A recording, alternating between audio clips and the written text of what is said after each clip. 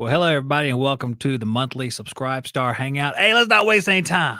Hey, wait, since he's away from the thing. Hey, here's Steve. I'm back. What are you doing? Yeah, plug in. You got to plug in. Okay.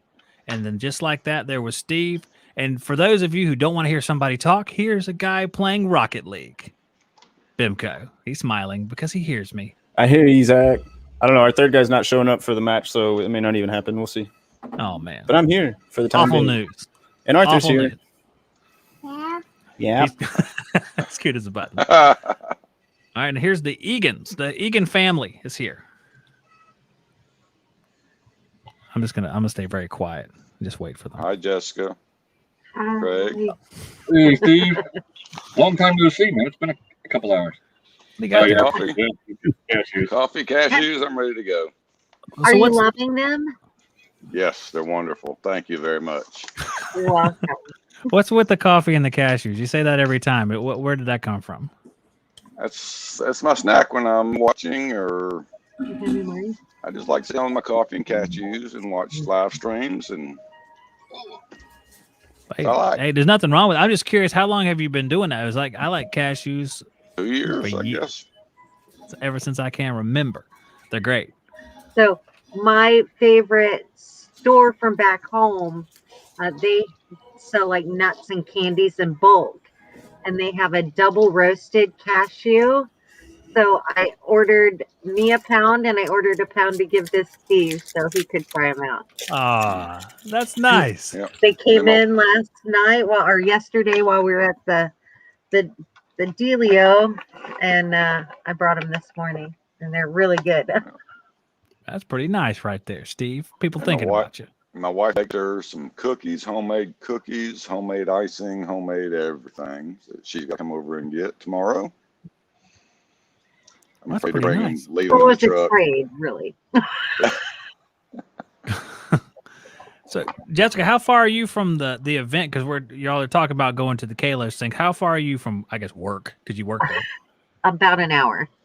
Oh, so it's a decent. And you go there and you drive that whole hour. Bimco? Bimco's gone, man. Okay, he's gone. I'm here, man. I'm just moving my camera. Don't know about okay. my whole damn house while we do this. Oh my gosh. There we go. Be the best part of me. Okay, let's make sure everybody can see Bimco all right. There he is right there. Okay, everybody. Let's leave him up. He's a happy Viking. Bimco. All right. So you drive an hour. I assume that's because of those meetings Brian does. They're like having webinars every day. Just about. Well, once a week, really. But Oh, is it just once a week? I see him when I go to YouTube. I periodically go to his channel and I look down there and there's like all these webinars. So I assume Brian's just there like every day, all day, and like a lot of time the room is empty. He just continues talking about stuff, and then people come back in and listen, and they leave again for lunch or something. I guess that's what I would assume. So go to the shop, pick up filters, get parts, whatever. okay. Well, you guys have been to the symposium. So, what are your thoughts? Well, the whole thing's over now, I guess, right? No, tomorrow. Oh, there's one more day of it. Okay. So, what were like highlights? Let's start with the Egan family down there in the left bottom square. What were the highlights for you? Really interacting with some people that I've been chatting with for, the last year and a half or so. Like Nate Adams and Michael Hausch, and there's so many I can't. Joe Shearer. Oh yeah. Good old Joe. There's so many I can't even think of everybody that I've met. I was kind of hoping Joe would come here tonight. I should have texted him because Joe is he's a thrill because he likes to argue about stuff and he's very intelligent. It's always entertaining to watch Joe. And when I met him, he was with his dad at the Atlanta AHR show, and it was like a funny pair. It was great. Oh wow! So which of the, I guess, the presentations did you guys enjoy the most? Me, it would be Ed Genoak. We did Manual S and Manual D. Really great speaker. Really entertaining, funny, and really knowledgeable. I really liked it. Felt like I learned something. Nice. The guy from day one. I'm the worst person with names. I really that's fine. like David Richardson. Yeah. Was good. John Ellis is really good. Yeah. John Ellis. They keep telling me, I forget who it is. I think it was the Holt David and Andy Holt kept saying, talk to John Ellis. So what did he talk about? Let's see. John Ellis was IAQ for contractors, and he was also overview of air purification technologies. That was yesterday. There's also where am I looking for?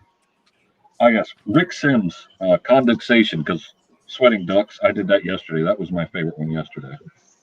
Rick I meant Sims? to do that one. Yeah. Future guest. We'll see. Maybe. Yeah, We'll see. I meant to do that one. I ended up in condensation class on safety floats and all the wet switches and floats and drain line, inline floats. Walking So to like a Diversitech thing or something? Yeah, they've come out with a new name.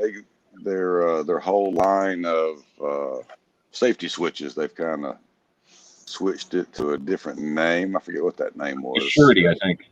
Yeah, surety. And something cool that they're doing that if you put, I don't know exactly what you have to put on there, but probably a couple, 3 or 4 different products. But they put a $2,500 insurance, basically, that if there's a water leak and you have X number of their products on that machine, then they'll give the company $2,500 towards the repair. So they're really, That's pretty good. yeah, they believe in their products as long as you, their whole thing is redundancy. Put a bunch of these things on there. So yeah, they also, if you do maintenance, if you continue to do maintenance on it, they'll give you 4 years.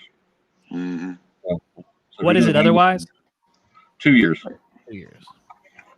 These are like the what were they called? SS1 switches. The same. Yeah. It was the same thing. Yeah. They didn't break down what you have to have, but I'm probably thinking the inline drain, the auxiliary drain, probably a float switch in the pan, and the wet switch. That's what I'm thinking. They'll probably want you to Pan under have that on there. pan Yeah. with a wet switch in it and one of those little hockey pucks or something like that.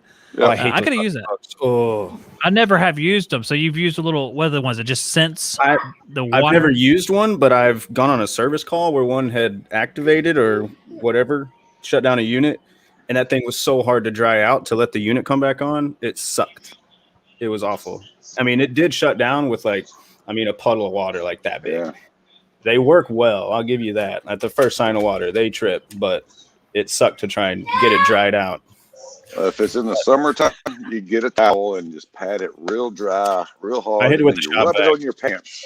You do that, and then you say, "Ma'am, do you have a hair dryer?" And then you dry it off with the hair dryer, and you're good to go. That sounds annoying. But That sounds like something I don't want to do. I just want the other switch. I'll take the other switch instead. those safety switches, they work really well. We did a change out at a jail, and we didn't have room with the existing ductwork and the size of the new air handlers above the ceiling. We didn't have room to put secondary pans under all of them, so we just doubled up on those float switches. So we put one on the primary and on the secondary coming off the air handler and wired them in series, and that was the best we could do. Oh man! And we haven't had water on the ceiling calls yet, so That would make me real nervous.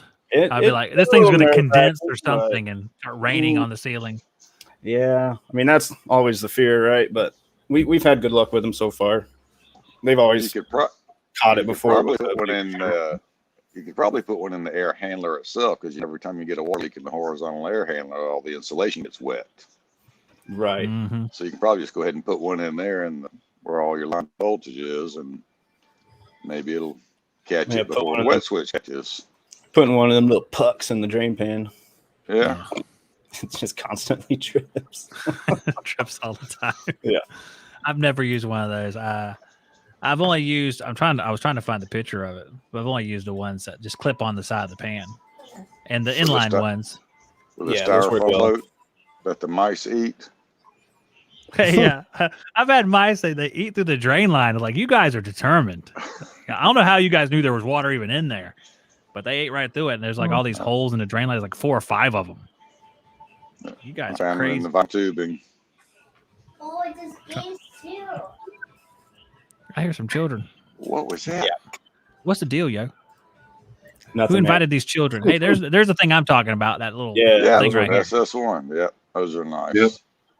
Yep, I there's think your the one hockey puck that up there. is SS2. Okay. SS2. And there's an SS3, which I have in my pan upstairs right now, and it's like the cheapest of all of them. What does the 3 do? What is that? It clips on the side of the pan, but I'll show it to you. You'll realize it's like, oh, it looks like this thing right here. Oh yeah. I see those quite often. Those are cool. You can adjust those real nice though. Yeah, it does work real easy. It just looks like something that's going to break. Well, how do you know it works easy? Have you already had issues? No, I had a little bit of water in my pan, and I had to clean out my drain. It's like, good grief. I want to chuck that thing in a river. Well, hey, it means it was dehumidifying then, don't it? It finally dehumidified. That's right. It finally happened. I don't know. My internet's just going to not work right there, I guess. So. Yep, it's finally dehumidifying. It filled up the air handler with water and emptied it out into the pan. So I guess I should be grateful. What kind of CFM did you end up with? I have the lowest possible CFM. I can't tell you exactly what it is. I can tell you that originally it was 1150 CFM, but that was not for Bosch specs. Little did I know that was 500% too much for a Bosch. I was just doing it for what every other natural air conditioner in the world uses. But I lowered it down as low as it could possibly be to still satisfy the heat strip requirement for airflow. So it's stage 1 is speed 1 and stage 2 is speed 3 because I can't go any lower unless I go down to 5 kW. Oh, does it have a half horsepower motor in it or a third? You know what? I don't know if it does. It's a 3-ton, so I'm guessing it's half because it's a X13 motor. I'm guessing it's a half horsepower. I don't think it's going to be like 3/4 horse. I'm guessing it's half horsepower. Well, have you thought about putting a third in it and then putting it on one? Definitely. I'm looking at options here. We're starting to come back around to the summertime, and I said I'm going to go up there, which I probably should have already done, but that could be one of the options. Absolutely, because it's not smart enough to know the difference, so you can wire it in there. So yeah, if you got an X13 motor, just go get you one of those Evergreen 1/3 horsepowers, swap it out, and put your coolant on one, and then see what your electric heat would need to be set at. Yeah, I could probably go down to 5 kW. Because the machine probably never reaches full capacity because it's trying to match the blower speed to a certain degree. So if I never reach, if I'm 300 CFM per ton, it's probably running at 30,000 BTUs or less than that. It's 3 tons. But me, I'd go out and grab a PSC motor and just put a relay in it. Yeah. Just because of who I am. But like, this one's cheaper. I'll take that one. Yeah. Yeah. And one relay and some Stacons and put it all in the bag and I'll take it.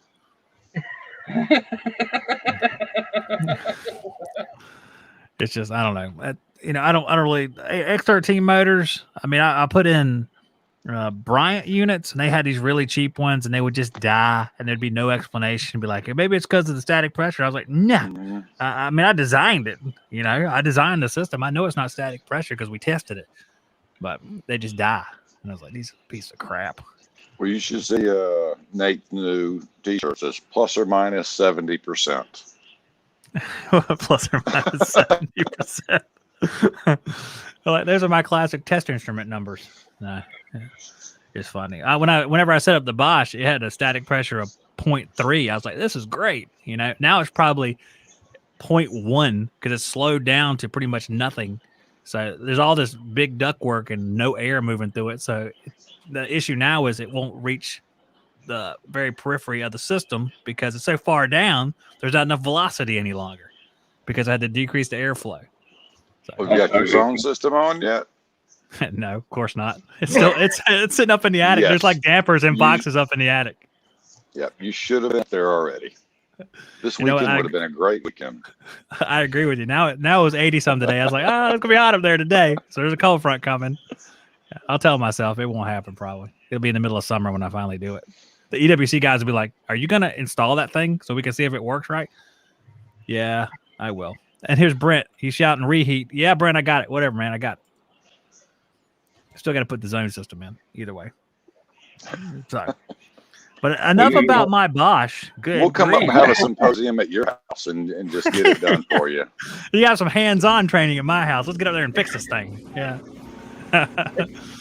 That's what Brian needs to do is take his show on the road, bring everybody to your house, and then we can all figure out what's going on.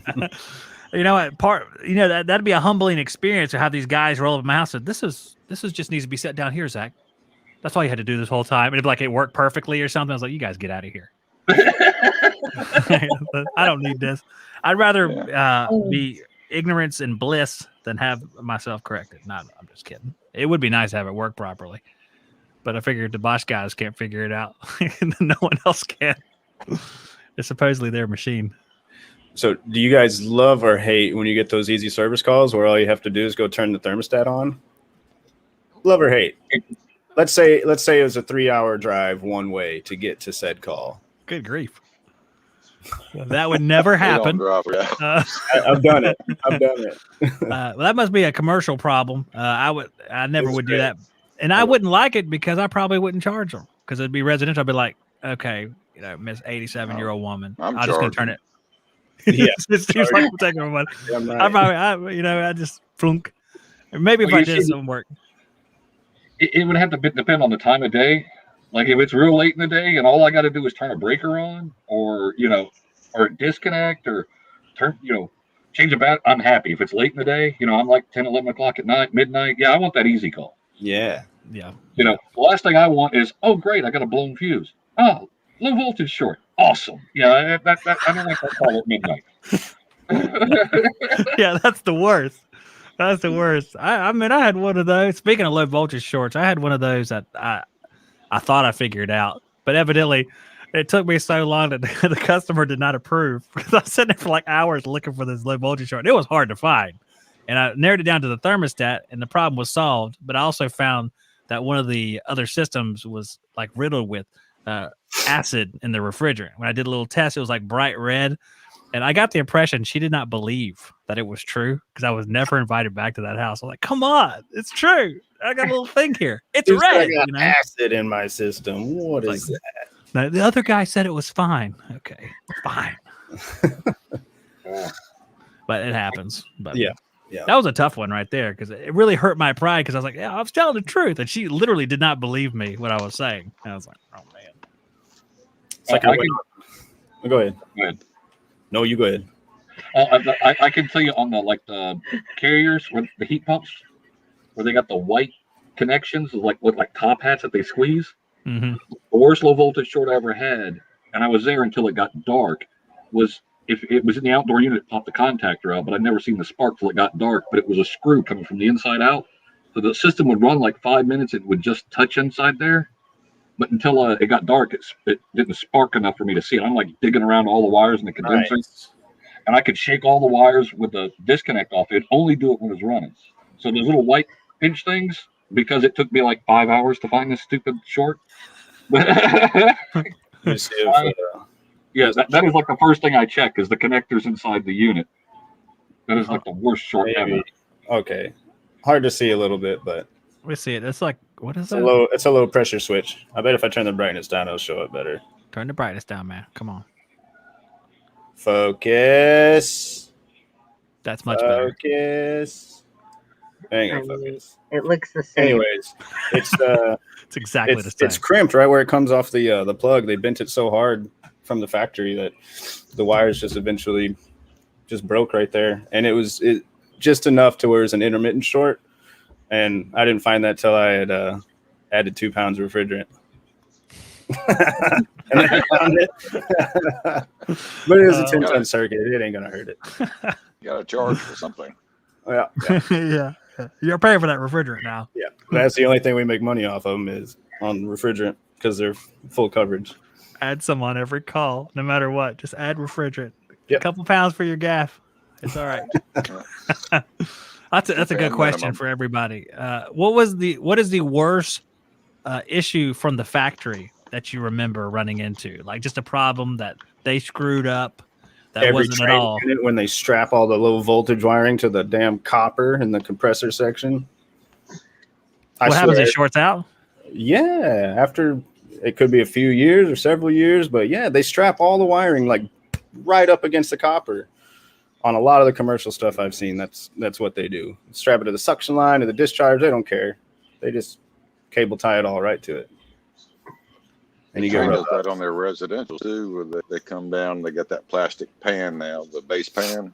They run all their line voltage right in this little channel. Of course, all the mud and the dirt gets down in there from this rain, and corrosion kicks in and blows fuses. And You know, those trade package units, the old rectangular ones, the low voltages at the bottom, they used to be a nightmare for getting like mud and water and stuff in them. They were horrible with the little center access door in the back that was crammed full of electrical crap. I mean, like everywhere, every square inch of it. They were horrible trying to sift through all that junk when you had an issue. With me, I only had one dead compressor bad out of the box. I can't remember. I think it was a Linux. Years ago, so I had a compressor that was grounded. It was under part warranty. The company I worked at back then, they let you sit. That compressor took days to get in. So it was like 6 days later, I'm out there. Like I found it bad on a Friday, got back out the next Thursday. Put the new compressor in, and the new compressor was locked up. Tried to put a start cap on it, anything to get it to run after they've been sweating for 6 days in Florida. And I actually even called the office to send another technician out. I was just anything to get this compressor to turn over because they were mad already because they waited 6 days. And then I had to go in there and tell them the new compressor was bad. Oh yeah, it was like the worst reaming I got. And it ain't like I could say anything. They've been sweating for a week. And then they didn't want me back out there, which I was okay with. But the second tech that came out there, he's like, "No, dude, that's locked up." And he's like, "Good luck," and just ran to his truck and took off and left me there. And I was like, "Oh." I like that. I'm out of here, bro. I've been a part of these situations before. I'm not going to be here. Yeah. I got my own problems. That's one of those days you're like, "Why didn't I just call in?" That's the worst, man. Because the part that's the worst is you came in and you installed that compressor. There's like a few hour period where you're installing, pulling a vacuum. It's like, this is going to be great. I'm going to another great compressor install. Wow. Yeah. Son of a gun. Yeah. We had a good one.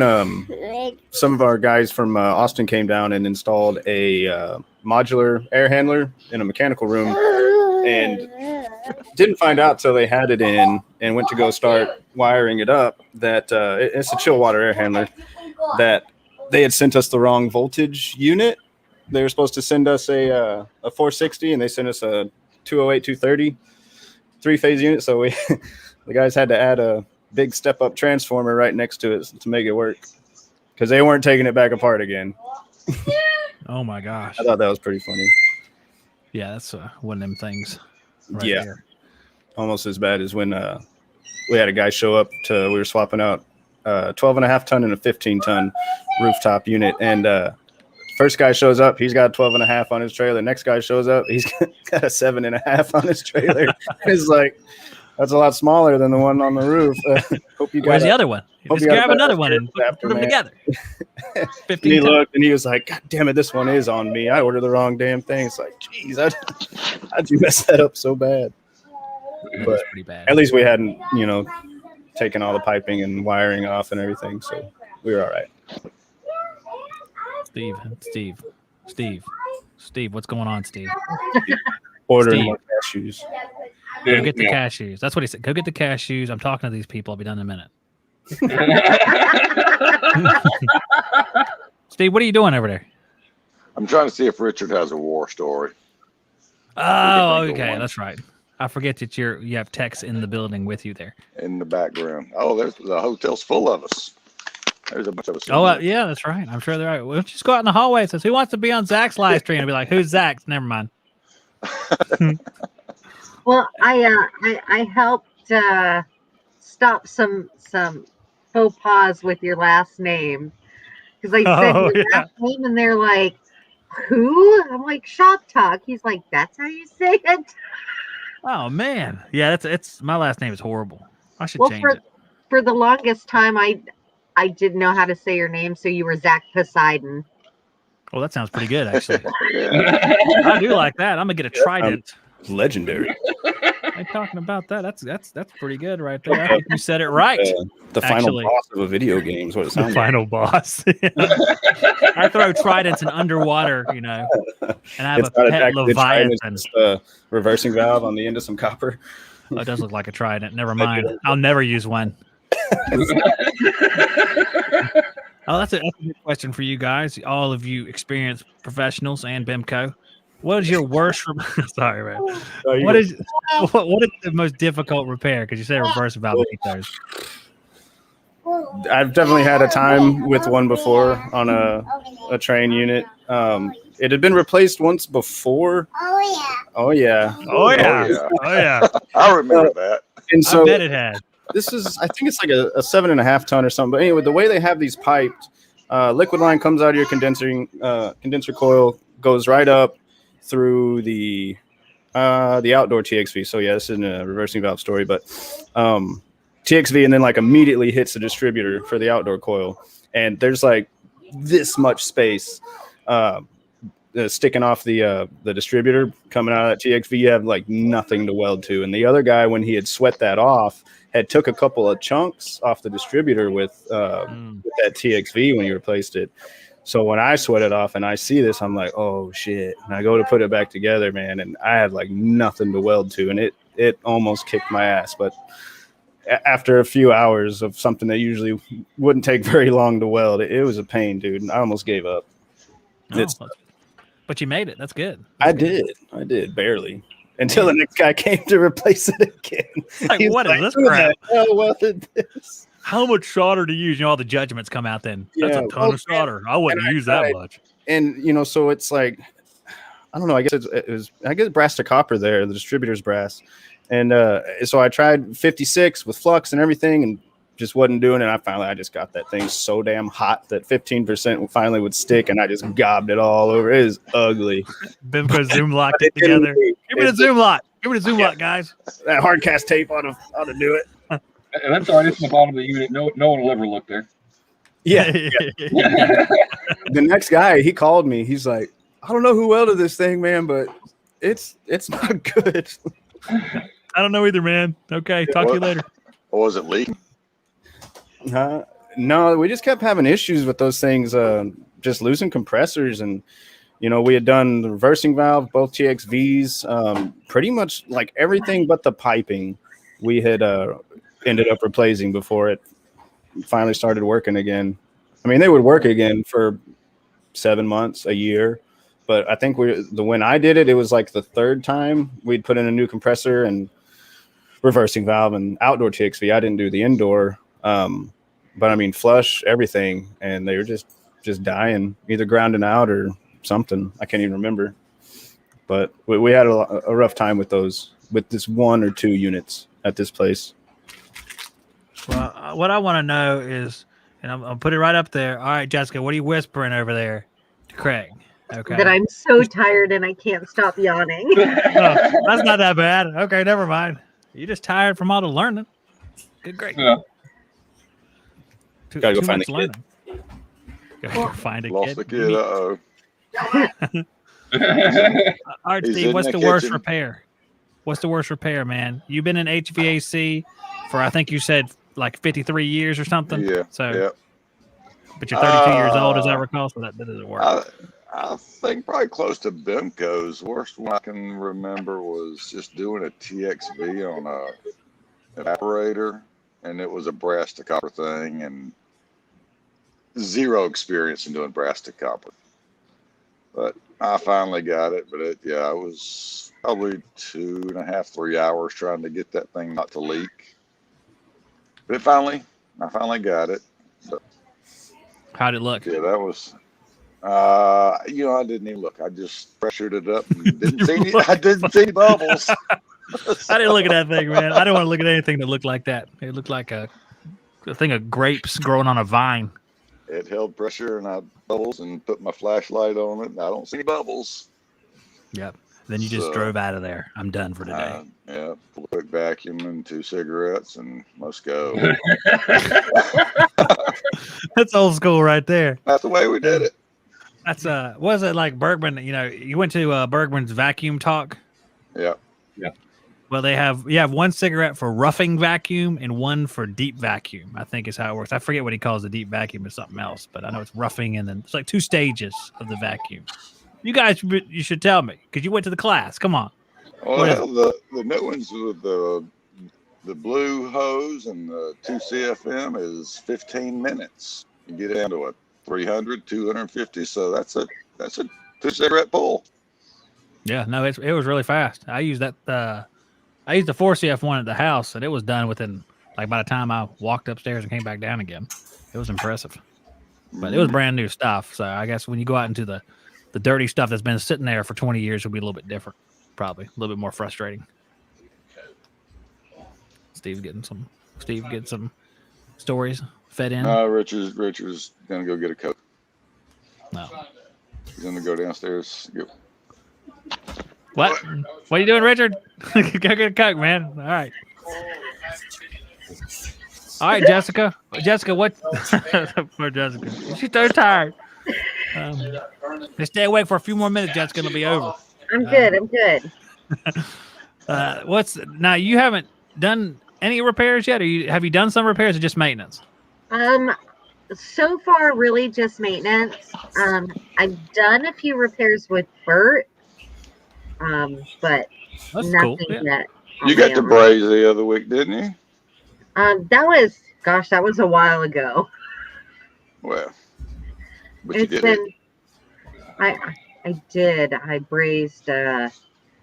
We removed the liquid line dryer from outside to move it inside where it's supposed to be.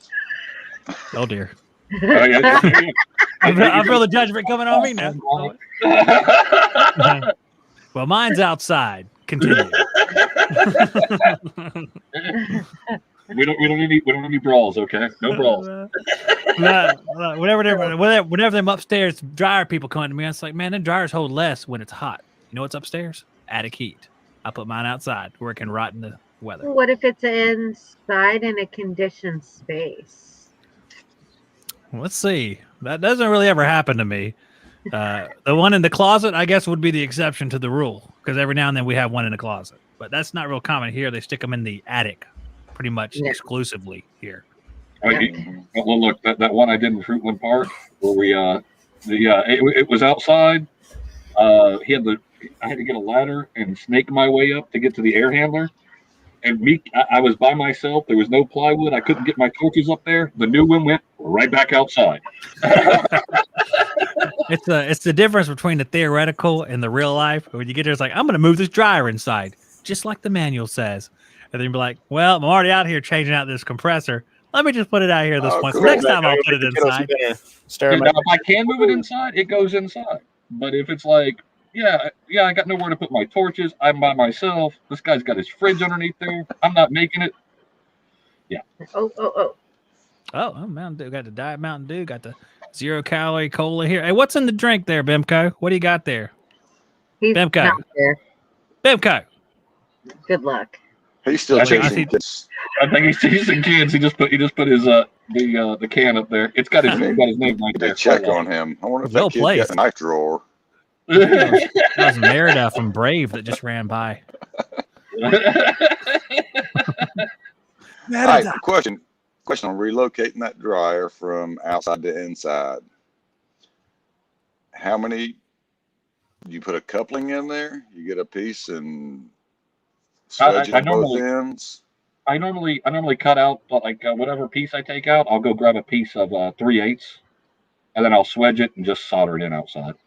All right. So my point is now you have 1, 2 solder joints, 3, 4. That is a true statement. So why not just keep it at 2 and keep it outside instead of having 4 solder joints? Yeah, but the thing here is like with us, they rust like you'll go to a system that's leaking, and then you go do a leak search, and it'll be the dryer that's outside that rusted through. So sure. To me, if you can put it inside down here, no. If you're up north or somewhere else, man. And the truth is, to me, it's up to the person, and it's also up to the system. Well, it's up to not the person, the technician. The technician. Yeah. It's up to the technician, but it's also up to the system. If you're climbing with torches halfway down somebody's attic, there ain't nobody in the world. I don't care what they say when they type out or whatever. There's no one in the world dragging their torches down there to that air handler to put in the dryer. They might do it. True. They don't do that. They don't do that. Now, if you I went to a system a couple of weeks ago. I was looking at the indoor unit, had a dryer, and I was out the outdoor unit, and I was like, "There's another dryer," and I was like, "Now this joker put in two. Somebody put two dryers. Now that's no good." I'm not going to say anything on that end either. I was like, "So somebody was like, you know what? I'll just put a dryer at both ends. That's no good." It's a double, Yeah. doubly good. Hey, You I had should one. agree. I had one a couple of years ago. It had three. It had a factory on the inside. When they installed it, they put one Yeah. outside. Somebody changed the evaporator a couple of weeks after it was installed and put a dryer on the inside. So that thing had three dryers on it. Oh God, you're restricting the liquid line. yeah, I never done 3 before. That's a new one. And That's like a piston almost now. Yeah. the reason they changed the dryer or the evaporator because they put the wrong evaporator in. So they thought it was restricted or there was a problem with it. Went back and changed it, and it just wasn't a match. It was a heat pump on a dual fuel. Yeah. And they had too small of a coil on the inside, and it was, I'll say 2.5 or 3 and a 3. It was a small 3-ton coil, and kept slamming that on head pressure. So they figured the TXV was bad. So under at least 2 months warranty, they put another one in, same thing. So that was 3 dryers in there. That was different. That's too many. Even I know that's not right. That's not good. Even I know that's not right. According to me, you need 2 or fewer dryers in your system. Yes. Preferably 1. Yeah, preferably one. All right. So I had all these things that I actually put up that we could talk about, but we pretty much didn't need them at all. But since I put them up, let's talk about 1 or 2 of them anyway, because I did all this hard work. And let's see here. Oh yeah, this is my favorite. Cause I think did you comment on this one, Jessica? I did. So what did you end up choosing? 2.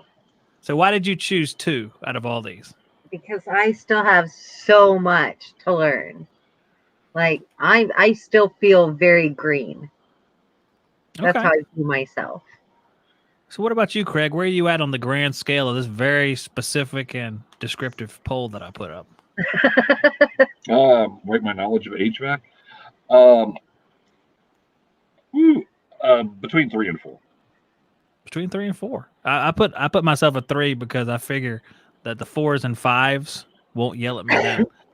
Well, you see, to me, between 3 and 4 is because there's certain things like the electrical part, or like I've done so many infinities with communications. I feel good there.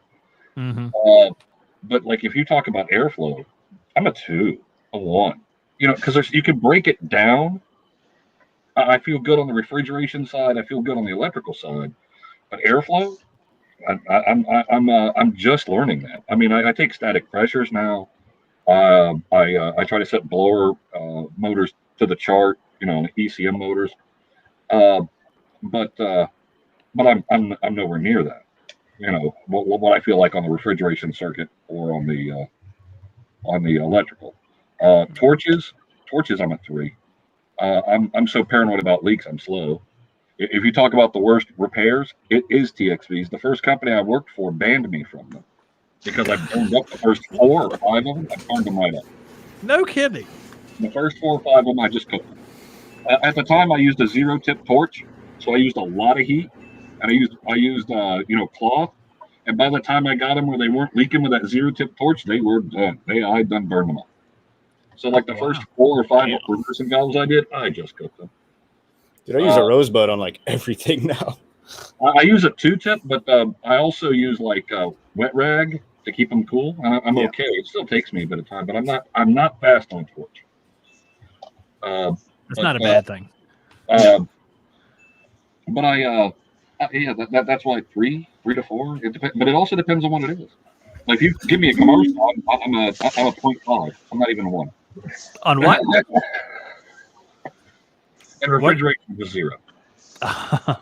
Well, what about you, Steve? Where do you fall on this grand scale here? Because now if you say 103, you seem arrogant. Maybe a 3.5, but after the last 2 days, I'm probably about a 2 in all reality. Oh, yeah, you got lowered down at the symposium. Oh yeah, the Yes. symposium you are dumb. It's very humbling. It's like, I know this. Like, no, I didn't. You know what's? I wonder who are the 12 or 13 people that put 5. I want to meet those people. Yeah. Nate Adams, Dave Richardson, Jim Bergman, Joe Sure. Joe Shear. Arbjute. Abjute. Yeah. Abjute. Yeah. Oh yeah. Yeah, I picked 3 on that one. I think most people pick 3 because I think they're aware that they're aware of their own inadequacy. So I mean that's why I want to meet the 5s because those are the people that are just blindingly arrogant about how much they know, or just they live in a bubble or something. I just got to meet those people. You can't tell who voted on your end, Zach? No, you can't tell who voted on this stuff. I mean that's I think on Facebook you can tell who votes on the polls, but on YouTube it's and it's better that way. It's better to have that way. Well, sometimes it's fun to call them out. So Give them a call. Say, hey, you need to hit this link right quick. Hey, check yourself. You put a 5, and you're a solid 2, but you put a 5. So I'm just wondering if you need to talk to a counselor. And listen, one of the guys I worked with, his name was Dan Young. He started in residential air conditioning in New Orleans in the 60s. I'd put that man in a 4, 4.5. He's and in the field working with, he's the best technician I've ever worked with. Great guy. We got a guy where I work at now. He's been working at that company since I was 9. I'd put him at a 4.5. Because no one's really a 5, right? No can't know it all. Can there really be a can 5? know everything. Just think about the smartest people out there, like the people that you talked about that talked at the symposium. They're very smart, but how well do they really braze? How well does Nate Adam braze? Yeah, that's what I'm saying. Ooh. He might be a 2 at brazing, but a How 5 good at does he blower change door filters, setup. really? And we don't know. They could be great. You know. Does he date them? what did you just say? Does he date them filters? The filters? Oh. It would be funny. It's like when Bergman gets done with his stuff, and he's gonna come back on the show in a couple weeks. I'll be like, so I want to know, because I can bring up that same graphic. I said, we know you're smart. I mean, we're not talking about how many microns are in the atmosphere, stuff like that. We're talking about 760,000. 760,000. That's right. Hey, man, Bemco, you are a 3 at least. Bimco's the only 4 on this. Yeah, I ain't no 4. Hey, Ain't you're no bringing up the 4, average, dude. Bemco. No, as many wins as Frylock has got. Even if Rigged, dude. Rigged. Every one of them. Rigged. I pay Zach. We can figure this out right now. Okay. All right, we can figure this out now. I do have some wins, but I also have a lot of plays, attempts. All right, Bimco, this is all about you, okay? Everyone's still here. This is all scary right now. This is another poll that I put up. All right, let's see how 3 you really are. I have no idea. Oh, wait, what is this? Supply return enthalpy split. Typical enthalpy split of an air conditioner. Oh, like, is that going to be your difference between your relative humidity and your return supply? Because I don't measure enthalpy, dude. Bimco, take it seriously, Bimco. Come on. Oh, 3.5. I don't know, dude. Well, it's not 3. It's 6.7, but 42% of the people that voted put 10.4. So it was kind of weird. Yeah. So I was thinking, all right, For that one. that's what They made covered that's my 4, The- and I have 2s elsewhere. That one's my 4. The only time I see enthalpy is when I have Measure Quick app, and it tells me enthalpy, but I don't pay attention to it. So I look at my humidity on my air, my RH on my return and supply, but I don't really do much other than that. As far as enthalpy goes, where are you going, baby? It's just combining the two, the relative humidity and the dry bulb temperature, taking account of both of them. Really, is all it is. Oh, really? And I guess. That's it? Well, it's the total heat. It's the sensible heat and the latent heat together. That's all it is. So Bimco's like, all right, well, I'm still not going to use it. Yeah. But thanks anyway. Well, you wouldn't use it unless you're doing like capacity or something. Yeah, and I don't do that. Service. Measure Quick does it. You put the probes in there, and Measure Quick does it for you, which is a lot faster. So. Yeah. Everybody use Measure Quick after today? I mean, really? Oh, I've been using it, yeah. Yeah. I use it from time to time. Steve, hold on I a usually want to second. have my probes out, but Wait a second. Steve doesn't use it on every call. Why not, Steve? What's the deal? It takes a lot of time to enter in all the stuff that you really need to enter in. They want the Doesn't it model just number, the pop up serial or You do all number, the that? size, the CFM, the static, Uh-huh. all that. You know, just I don't do if none of I'm that either. if I'm doing a commission, I'm commissioning a system. First go around, yeah, I'll go and spend the time and put all that in there and nail it down. But just for Okay, yeah. For commissioning, yeah. When I'm running cert, I don't hardly put anything in there except refrigerant type and metering device. That's about it. So, yeah, I'll use is usually my 4 probes outside. Sometimes I'll put it on the inside. Like I'll use the static pressure part of it only if I think there's a problem with the airflow, or if I'm out there to check it. Yeah. But otherwise, it's the pressures, the subcool, the superheat, and that's pretty much it. And your split. That split looks good and all that looks good. Yeah, then I'm good. Then I'm out. You know, whatever it. But it. All the other stuff, man, I ain't got. They're Overkill, stacking man. calls on me. I'm gonna get to the next one. Are they cooling? Has it got the right refrigerant charge? Everything running? Got a Oh good yeah. split? We're out of here. Dude, that blows my mind how many calls residential guys and gals take in a single day. Because I'm used to like 1, 2. I think the most in a day I did was like 4. Hey, So you'd have that's to drive crazy. 3 hours, so it's Well, that's understandable. that's not all that often though. But you know, just a regular day in the city, it's usually just 1 or 2. What do you get off work at like I do 1 4. o'clock? Shit, yeah, I wish. I don't usually So get what- home till 5 or 6. Like, what on are you a doing? normal Yeah, day. 1 call. What are you doing? Yeah, I Zero might be on a PM with callbacks. like 63 units on it. You know? Oh well, you Oh, know that's shit. you kind of break that up. Say I had like 63 calls. It sounds really good. Well, yeah, I guess. Don't I you mean, know- you might be there for a week on that one.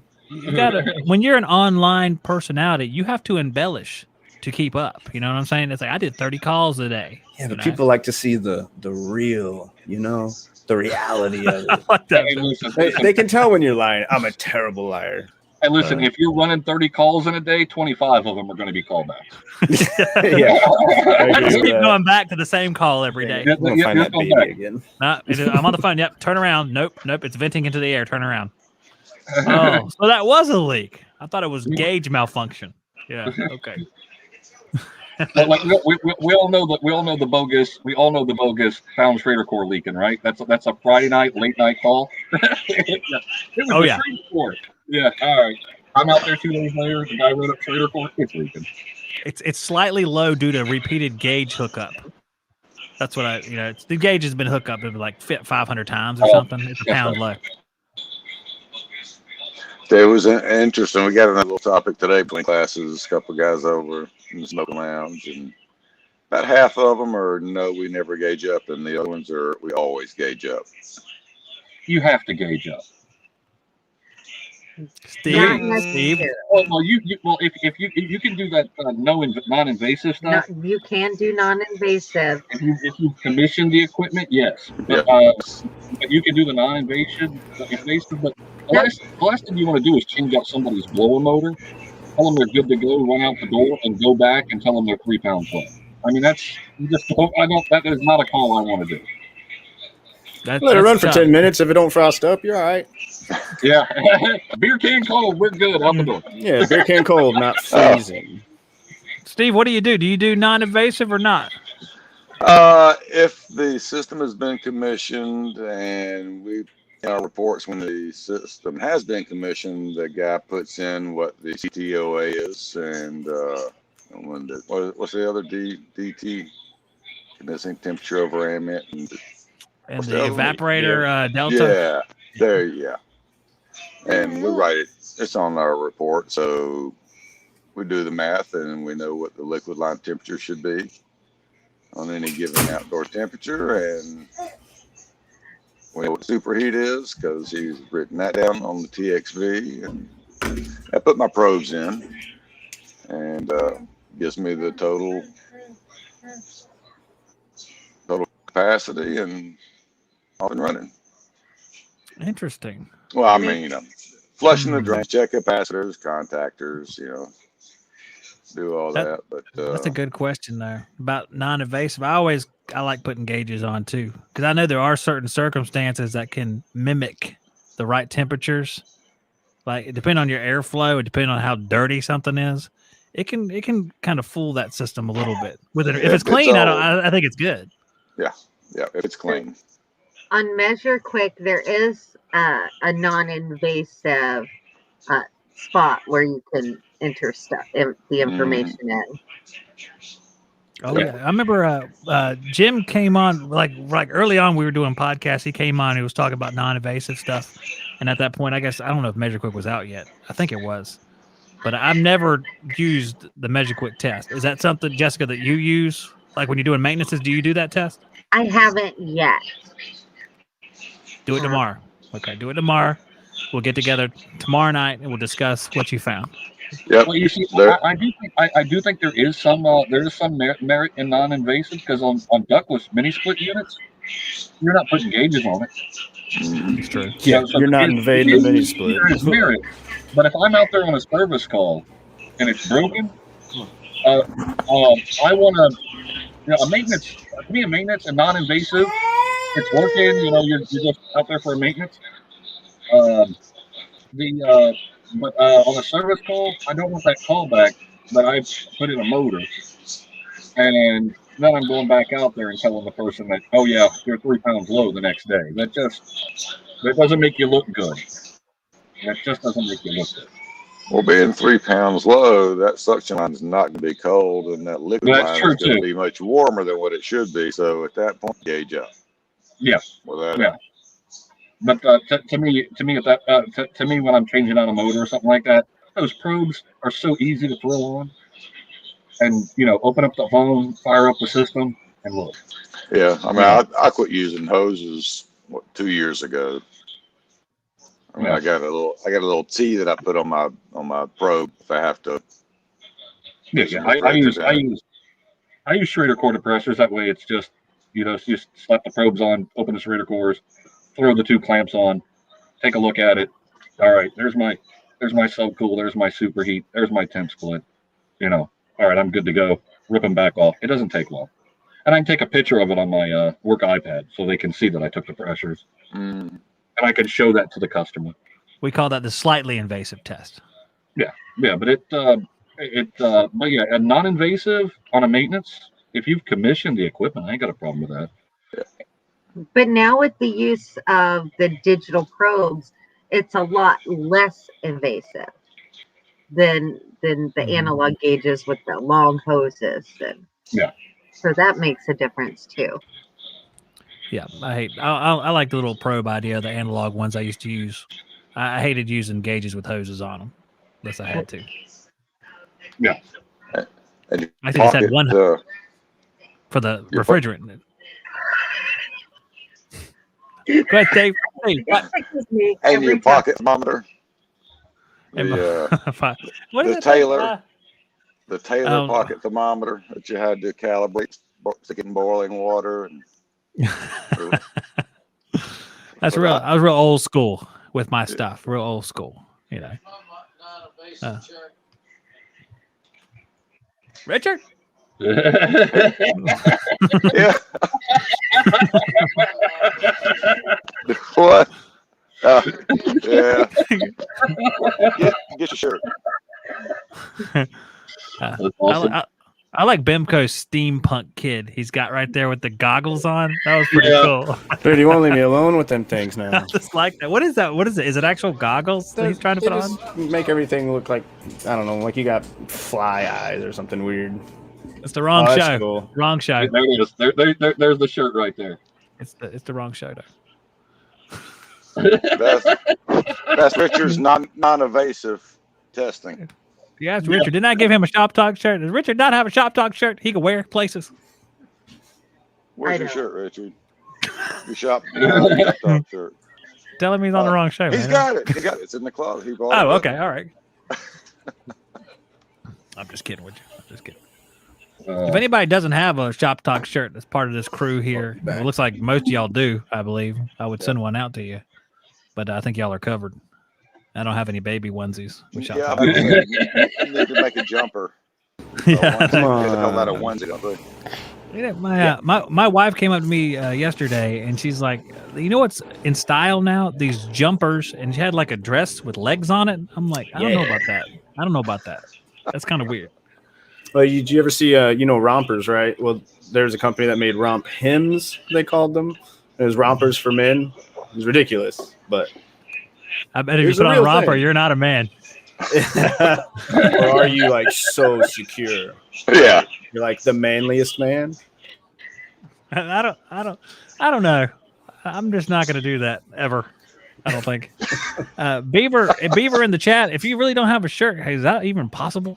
Beaver, let me know. For real. That's incredible. I think he should be a part of a subscriber, shouldn't he? If he wants a shirt. He should really. He should. There's dollar ones. I mean, come on, Beaver. That's a dollar. We're gonna bring it up every month until Tony's up. I'm gonna bring it up every. We're not gonna do our stuff on Sunday night anymore because he has Bible study at church, and it gets over like right when the show starts. So we're gonna move it to a different day, but we haven't figured out which day yet. As long as you don't get rid of it, I really enjoy it. Oh no, it's not going anywhere. Yeah. It's not going anywhere. It really helps us stay focused. But I don't know what day it's going to be yet. I don't know. I think we were talking about Thursday, but originally, and something came up last night. I was going to interview Nathan Orr last night, but it fell through. So we're going to do it next week, supposedly, and which I've always wanted to do. Okay, dude. I mean, my hat. I think we're going to have a good time. If he wants to be nuts, I can be just as nuts as he is, it should be fun. Yep, and evergreen in the bathtub, right?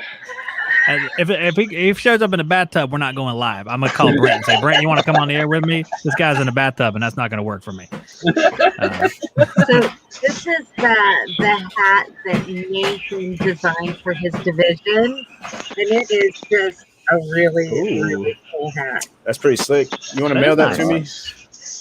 The only thing I have a trouble with is it's the flat bill. I bet you look so cool in a flat bill. Let's try it out, Jessica. Jessica, try it out. Let's see. Oh yeah.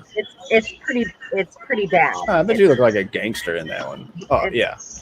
You could be in Gil's skateboard crew. Yeah. He likes the flat bill caps. I used to have. We took the caps when I was a kid. We balled them up like this, stuck them in our pocket, so it was just a U shape, like this. That's what we did. Just like this. Yeah, like that. You stick it in your pocket. Oh yeah. I'm the flat bill cap. I mean, it's just a style, so there's nothing wrong with it. But I just never got into it. Oh, I can't take the flat bill. I just want to curve it. Like, yeah, it just every time it's like I just want to grab someone else's hat and go whoop. That's better. People don't like that in general. I'm lucky I'm bigger than they are most of the time. I got Big Clive is on overtime tonight. It just Big popped Clive, up. are they live? Let's see. Yep. Let me refresh the screen. I just got a notification. They can wait a minute. We can wait. Well, I think they just started, so we can give them because they have like a 5-minute song that plays at the beginning. So we have 5 minutes or so we don't overlap. I think it is. No, I think it's relatively long. The little introduction song, if I remember correctly. I kind of like it though. The song? Yeah. Let me see if that's because I can click on it here. Yeah, it's HVAC overtime with little flames around it, and it lasts a few minutes. And then they have an intro after that, so we have like 6 minutes, really. And then they talk for a couple minutes leading in, so there's actually like 8 minutes here, guys. Actually, we can probably go about half an hour.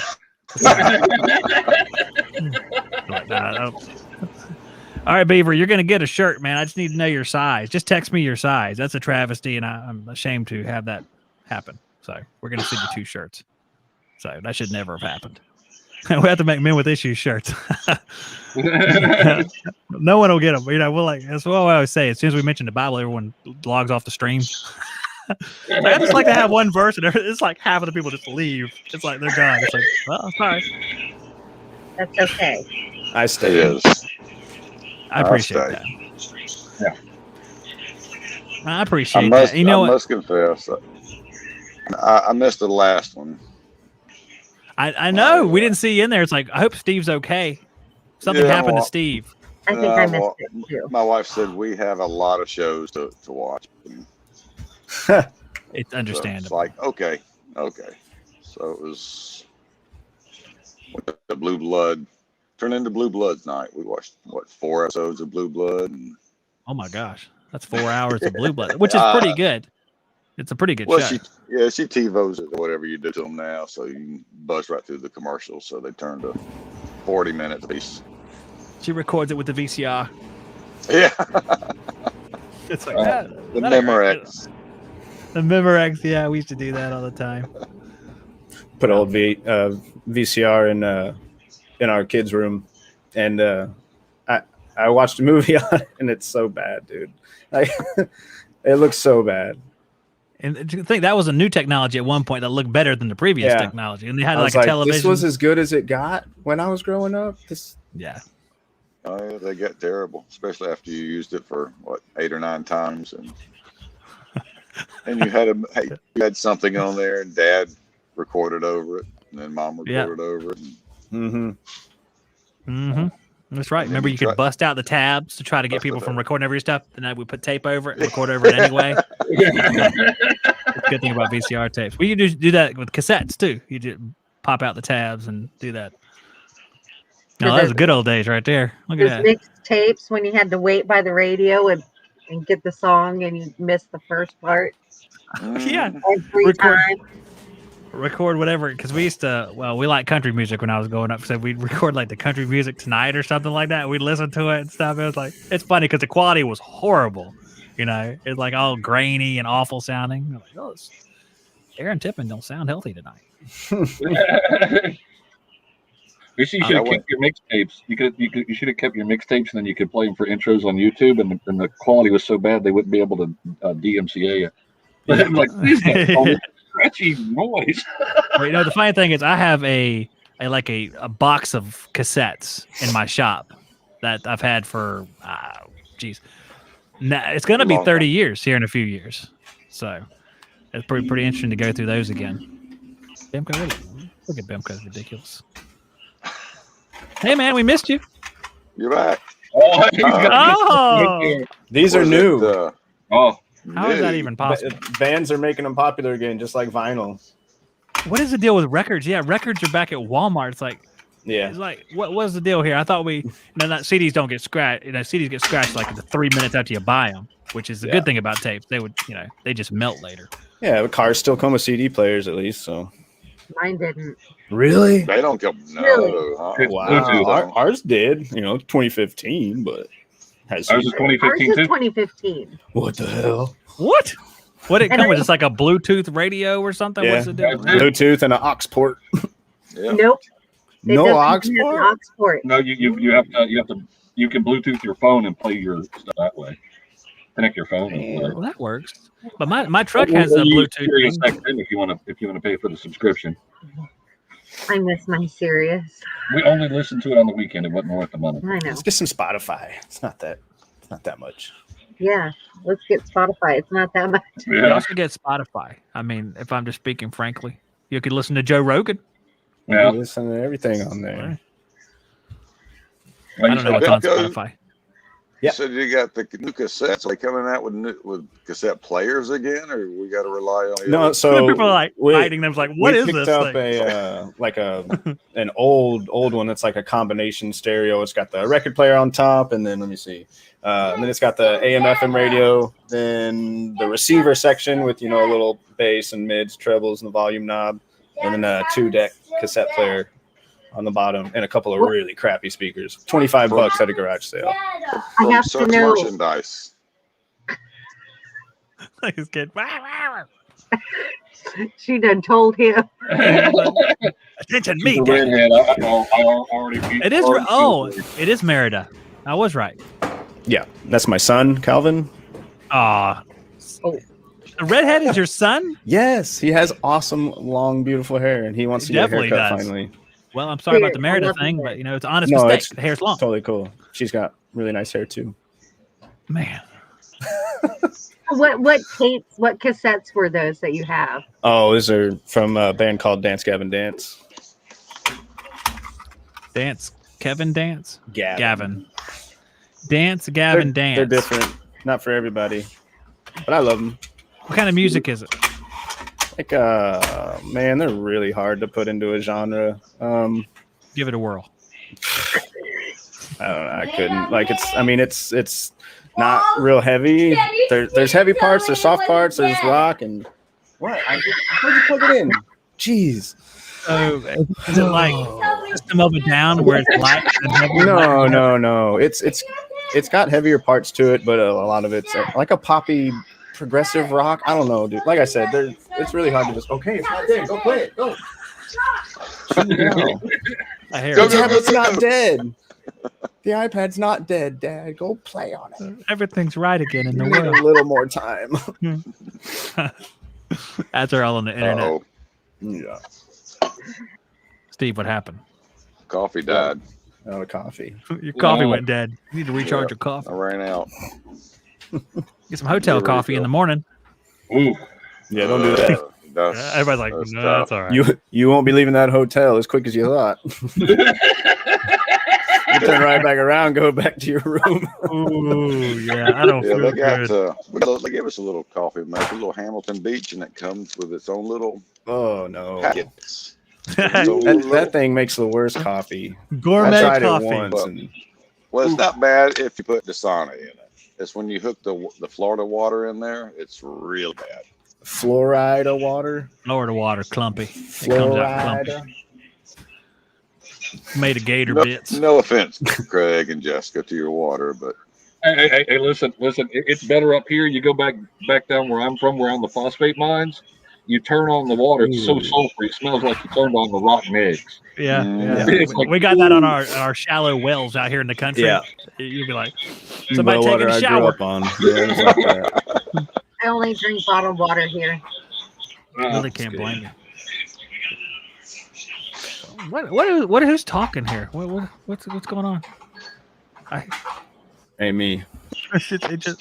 I hear. Is that us talking? oh, Richard's in the background. He's probably got the Oh. volume up. Oh, is that this show playing in the background? Yeah, he's watching. Hey, what's going on? Stop looking over here. Talk about commitment. That's awesome. That is commitment. Tell him he can just sit over here. Oh, Yeah. you don't have two Well, headphones and stuff. Yeah, Yeah, I told him he can sit back here like nah. and No. watch. But I've seen if I had any more of these little things, but I guess that's an interesting one. The HVAC intelligence is the best one, little poll. But we're all a bunch of fives anyway, so it doesn't matter. That's right. Yeah. It's a waste of our time. they're on mine. Oh gosh. I And point listen, the worst person to work with is the super tech. That is the worst person. You can't tell him yeah. that.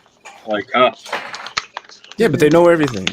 yeah, that's right. So just I'm a unicorn, so majestic. well, So, yes, you're so humble. That too. so I know. What I could tell, Super Techs never really knew all that much. They just talk a lot. Yeah. well, the question: would you want Jim Bergman to show up on your job with you? Hell You yeah. know?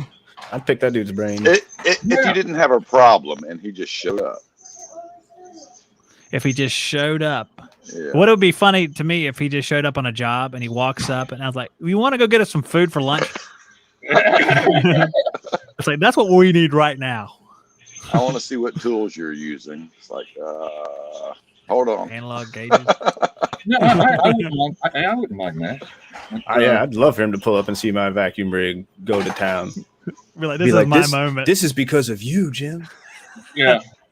I got a lot of AccuTools stuff. So I'm like, yeah, here. How do you like their valve core tools? I have just bought some because I got tired of the Appion ones. I'd use them like for 5 or 6 vacuums and it would start leaking. I was like, Get out of town.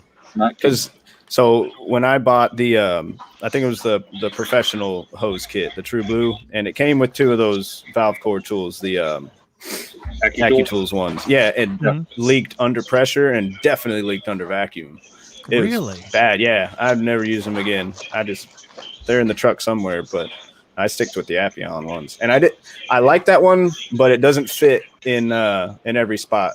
because the plunger is longer in case you use that adapter. So if you're not using the adapter, the plunger, sometimes you just don't have enough space.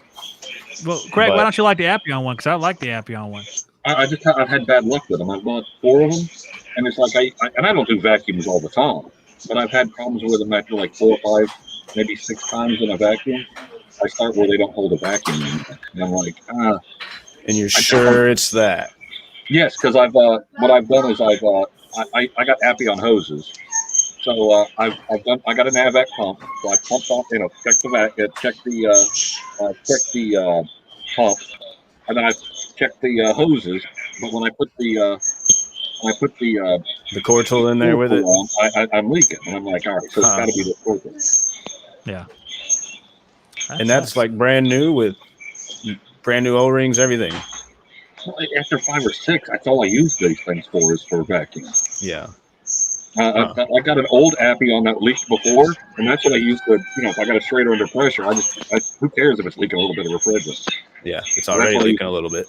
Yeah, so I'm taking the straighter out. If I'm just changing the straighter, I use that. So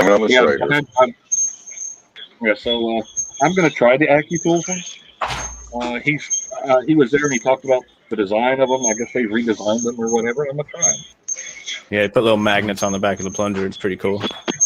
Yeah. It's a simple thing. Yeah. What's up with that feedback?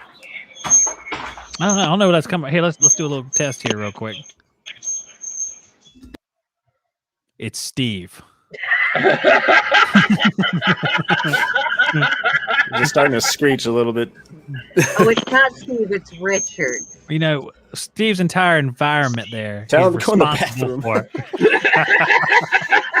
sit in the tub. Tell him to go in the bathroom. The acoustics are great in there, Richard. Oh, that's funny. Certainly there's someone else there you can hang out with. Maybe Hausch is in another room there or something. He's already in the bathroom. He's going to the bathroom. He doesn't really have to go to the bathroom. Get the poor guy some headphones to plug in. He'll be all right. Yeah. Oh, that's much better though. So that's good. There was Steve. I don't know if you could hear it, but there's a loud whistling screech. I heard the screech. Yeah, I heard that. Yeah, I heard. There's some earbuds over there. They put on, but they're laying right next to him. They probably weren't lightning connector or something. Calvin. Well. Yeah, there was also a delay. Oh yeah, I think it's like 8 or 10 seconds thereabouts.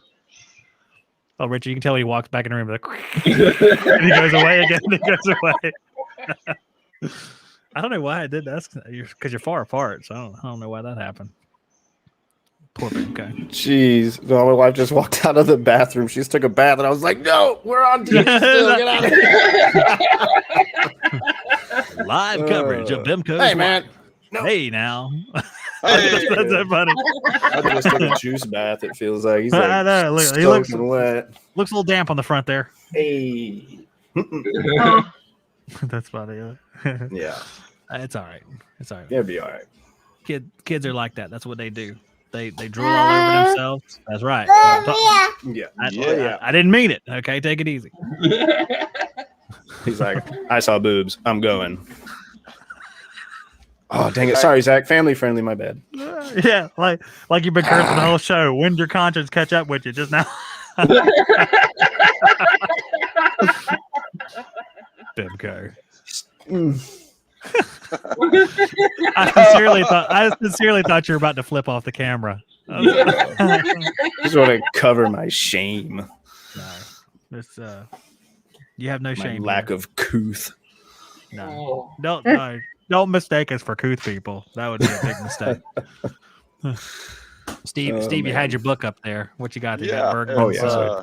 Yeah, they gave everybody the book. They gave everybody the book? That's Yeah, awesome. We all really got cool. one. I gave mine away today. We had 2. Well, I did have 2 because I got one at school. Oh, you know what's funny is he gave me one to give away. So everybody's already got one, so that's useless. I don't have one. What? But I feel like I don't know so much already though. Have you read it yet? Is there no. I'm just something like that you 10 or didn't 50. know? I mean, Oh yeah, there's I'm tons of wondering stuff. what all you write about vacuum to fill up that many pages. You know what, Oh, Bimco? this thing It's was just the very end is what him and what Brian and Bergman worked on. Yeah. Well, what's the rest of it? It was It's a a The book. classic. original book. Yeah, from 1959. 1959. Oh, Bimco, I'm gonna give you a sample. Okay, you Okay. ready? Here it is. Chapter 1: Atmosphere. I'm gonna skip down a little bit. The density of air at sea level is about 13 cubic feet per pound, whereas at an altitude of 20,000 feet, a pound of air has expanded to 25 cubic feet. yeah. Tell me something I don't know, Zach. Yeah, I don't need that book. you're the best, Bimco. Yeah, And there's your When are we gonna get five. out of kindergarten here, Zach? yeah. I feel like I know enough to do what I need to do in the field with vacuum. I already got the hoses and the big pump and core tools. And why are you shaking your head at me, Chess? Always learn. Always. Oh yeah, I'll read the book. Oh, No, you're Bimco, the not. graphic. You're lying to us, Bimco. You're lying. You're not gonna read this book. Yeah, there you go. So it's the hard way if I read the book, right? Is that I'm what just it's gonna get a saying? pump so large it doesn't matter Easy what else way. I do. Easy way. Oh, you just as long as you sit back in a chair, it's the easy way. That's like There's some old school drawings. There's some Oh fabulous yeah, pictures. the drawings are I great. was flipping through it, and the Tootsie Roll owl is in there somewhere, towards Yeah. the back. Awesome. It I tickled didn't me. get there yet. I'm on page 14. I I don't just read kind very of much. flipped through it when I first got it, and I was like, "Whoa!" It stuck out. That Tootsie Pop owl. Well, when y'all go back to work, tell Jim I want one. When you go back tomorrow, give me a book, Jess. I'll send you stickers. He probably will, actually. Yeah. I have Tell an him- extra one. I'll send He it has to you. this. Tell I do Jim have that. he has that. And then Yeah. Jim will be like, oh, yeah, let me give you a book. Yeah. He likes my posts when I tag Measure Quick in it. I know it's you, Jim. I think he does do a lot. He does He a lot of that does. stuff, I think. Yeah. They put out a really good video recently where you used like an actual like physical vacuum gauge thing to measure CFMs. And he hooked up, I don't know if you saw that video or not, but it was really, really cool to help visualize, flow during a vacuum. A vacuum gauge to measure CFM. So he sits it What? at the top of the pump, right at the tree where the hoses connect, and it measures CFMs. So first thing he does is hook up, a 1/4-inch hose, and it goes from a full, I think is 8 CFM pump. It goes from a full 8 CFM, and you see the float just drop to like, right under 1, using a 1/4-inch hose or not pulling the core out. And then he shows, pulling the core out, use a 3/8 hose, and and it gets up around like 5 or 6 CFM. Then he of course hooks up a true blue hose, and it's just 10. Yeah, You get talk more about CFM that. than the pump even pulls if you use true blue hose. Sold. Yeah, I'll take some 500. What else you got? yeah. I like That's this. great. What is this? Adam says stop cranking them down with channel locks. I think that might be for like the valve core removal tools, like grabbing a channel locks. Like these things are Yeah. never gonna leak. Yeah, that's Oh, not a good God. thing to do. You just No, eat up the no. O-rings immediately. I've killed some gaskets, big time. You That's can- mainly on my gauges though. Well, that's why a lot of people can't get the core out too. If you put it on too tight, Yeah. that O-ring just mushes inward, and so the Mhm. core gets caught on it when you're trying to pull it out.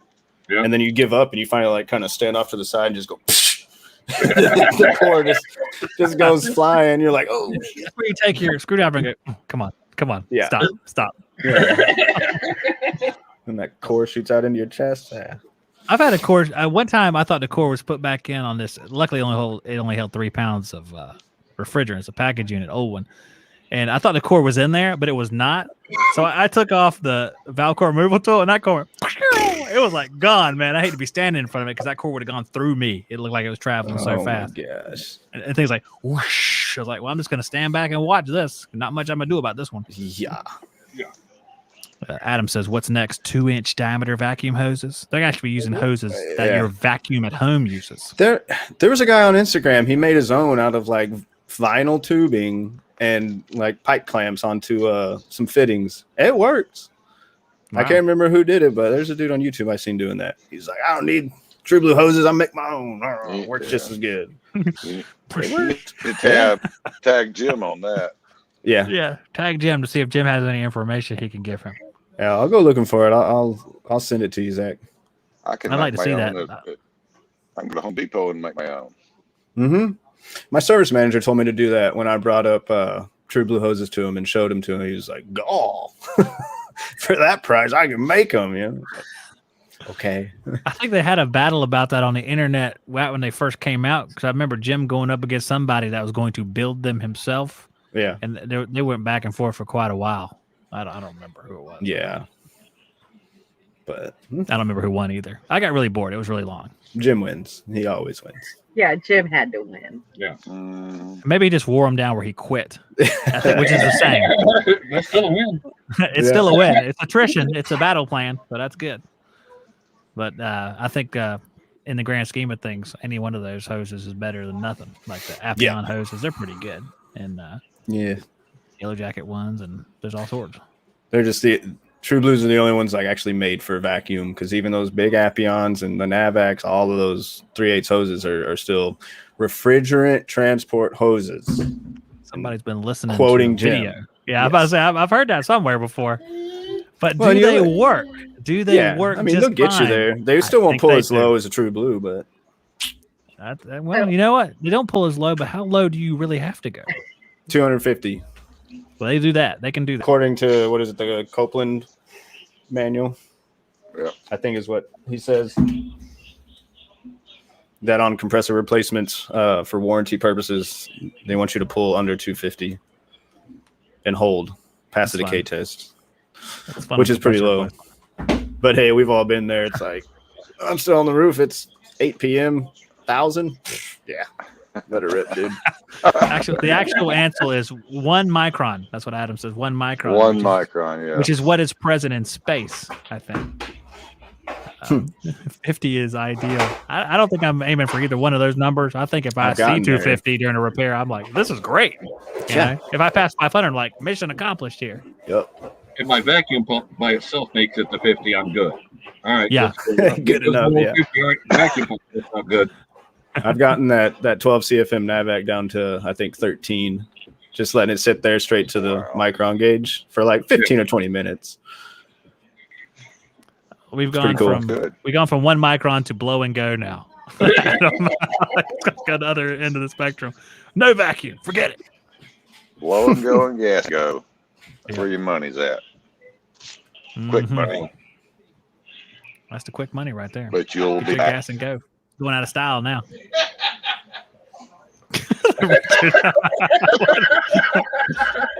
You must be watching a different show. He's watching. He's watching Overtime. They must have something funny over there.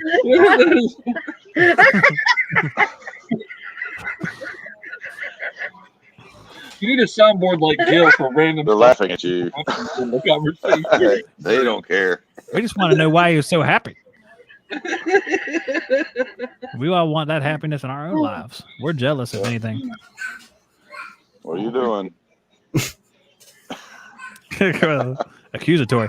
Yeah, Adam says just shut their let me check on my refrigerator. kids. Yeah, you should probably. They're outside in the yard right now, starting your car. Yeah. Use the refrigerant. You push the air out. That's what I thought you were saying with blow and go. I thought that's what we were talking about there. So displace the air with refrigerant. Triple purge. The triple purge. I like Yeah. It makes it sound really, That's the way we really did good. And let it ride through there. Back when you could vent. Triple purge.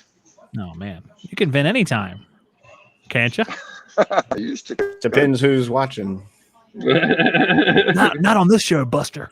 Yeah, The EPA is always watching. they are. They are. EPA bots in the chat. No, we don't. We don't. No, probably not. That's why we have that extra person watching. I admit to nothing. Yeah, you got to catch it in the field. It doesn't matter what people talk about, and not that we do that. I should say that.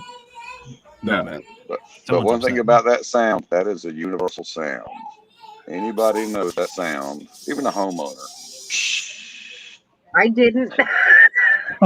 Oh, Everyone but Jessica. The first time you take that high side hose off your liquid line after you get it up and going. I remember years ago they had me taking a they were like, hey, I need you to take this TXV to this technician. He's got to change out an expansion valve. And So I was going to go meet him down there. I see his truck up at the road, and I'm driving along the road to get up to the house, and all of a sudden I see the fog go across the road, and I'm like, oh God, you know. And then I drive up there, and he just busted the dang thing loose. And I'm like, here's your TXV, man. And I'm like getting back in my truck to leave. It was just like it's like just floating across the road. I pulled up, you could hear it. Oh, God. I've only seen I don't want to be here. I've only seen a blown charge one time, and it was at a scrapyard. Somebody had dropped off like probably a 10-ton package unit before me, and the claw thing was trying to rip apart the condenser coil from the unit, and he ended up, grabbing onto that condenser and pulling that apart, and the whole unit came up with it, and all that was left was, the liquid line and the discharge line going to it, and he's shaking around and finally broke loose, and I was like, oh, I've always wanted to see this. Standing there with the scrap guy. What are you going to be doing? Have you had a compressor melt the lead and blow a hole in it while you're there? Not while I'm there. Hell no. That's scary. I have had that happen. It'll scare it was an old carrier unit that had the solid side. You pulled it open and looked right at the compressor. Mm-hmm. Guy had a breaker kept tripping. So I pulled the disconnect, turned on his breaker, it stayed on. I got up underneath there, looking at all the wiring, got it all apart, and I'm like, all right. So I'm on my knees, looking right at the compressor. I pulled the disconnect back in. It blew the plug off right in my face. Oh. There was this fog coming out. I'm diving out of the way. The customer's standing behind me, going, "What's going on? What's going on?" It's normal. Hey guys, watch what you're saying. The EPA is in the chat. I know. I saw him. EPA. There he is. He's an ancient YouTuber that knows everything that's ever happened on HVAC YouTube. It's funny. Hey, I'd like to turn some people in for those $10,000 rewards or whatever it is. Yeah. I like that. I could just imagine that, Craig, because I've had the same thing where you're like this, checking the compressor, like right there. It's like, yeah. It was a carrier unit. It happened to me. It was a carrier unit. It was an old one. It was like a 1980 carrier unit. And it's like the breaker had tripped on this house. And it was my buddy's house. She said, turn the breaker back on. And I was sitting over there like right on top of that thing. And as soon as you turn on, sparks started flying out of my ear. I was like, oh no, we're really slow. Yeah. Everything blew out. I was like, I rolled backwards. So I was like, I combat rolled is what I describe it, but much less graceful than a combat roll. It was like me floundering around in the yard away from the unit. Everything was covered in refrigerant. And he looks at me because he had animals over there. He goes, should we move the goats? Because it was like going toward the goats. I was like, I don't know, man. It's been a rough day now. Oh God. That scared the mess out of me. It was right there in my face. Yep. Yeah. Nothing as scary as that. Nothing, because you're right on top of that dang thing when it burned up.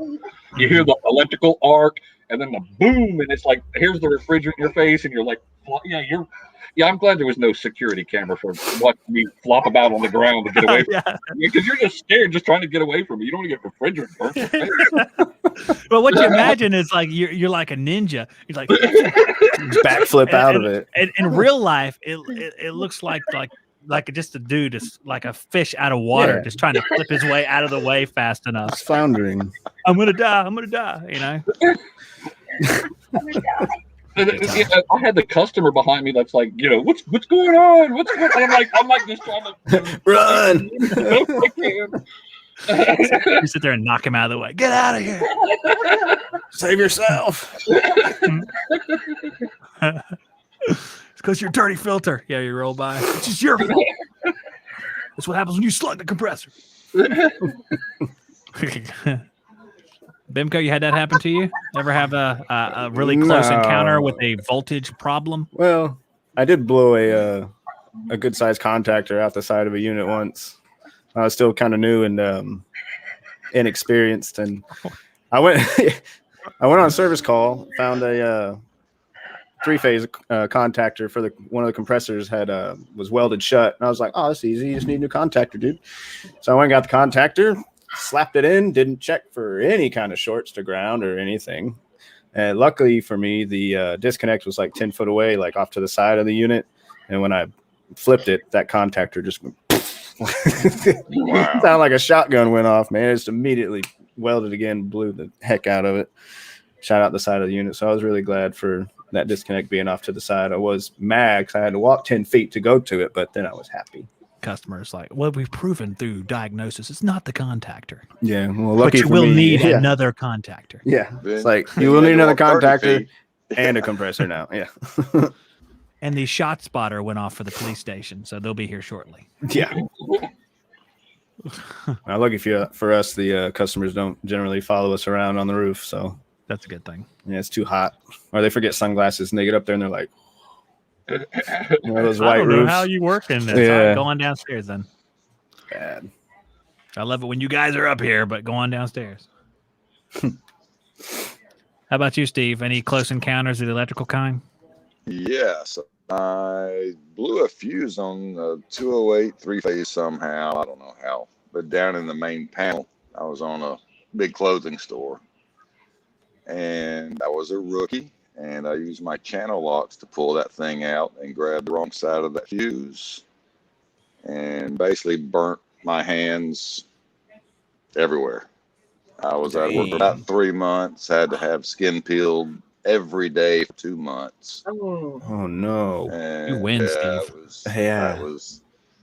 That I mean, I've been bit, but not like that. the big blue spark that you never want to see. Oof. I mean, they put things in my eyes to flush my eyes, and I mean, the service manager was there in like 30 minutes in Atlanta at 5 o'clock in the afternoon. I don't know how he got there so fast, but my Lord, he That- was there.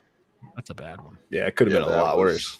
Yes. Your story. it was. Your story. You're lucky you wasn't touching the other side of that disconnect or something when you did it too. The channel locks actually welded themselves to the cabinet. I mean, Dang. Holy crap! But it Yeah. didn't go like through you or across No. to your other hand. It just went in and out on your hand from like one side of the channel locks to it the just other went- type of deal. It just went through the channel lock to the power. Yeah, I Yeah, didn't it's did good. not get shocked. Did not. It didn't get go across shocked. your chest. So No, it was just the giant arc. okay. Yeah, that Only was- if you that wanna was live. bad.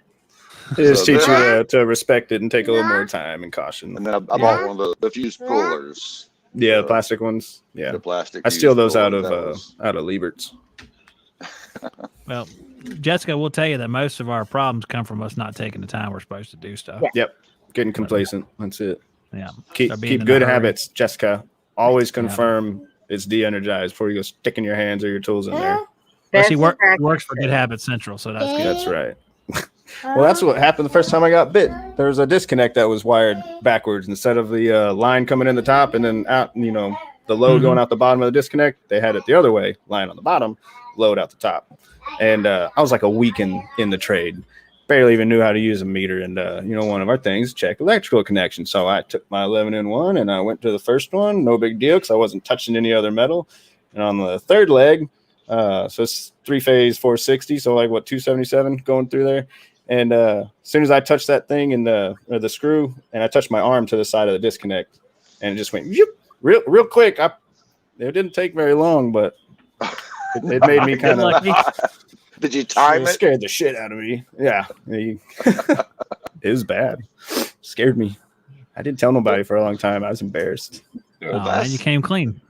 Yeah. Well, that's kind of what I wondered what happened, because on that disconnect, it was down in the electrical panel room, and you had to kill power before that door would open. So how in the world was there still power?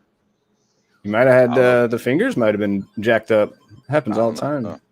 I don't know. I was pretty new, and yeah, I've often wondered how in the hell was there power on that damn thing. Yeah.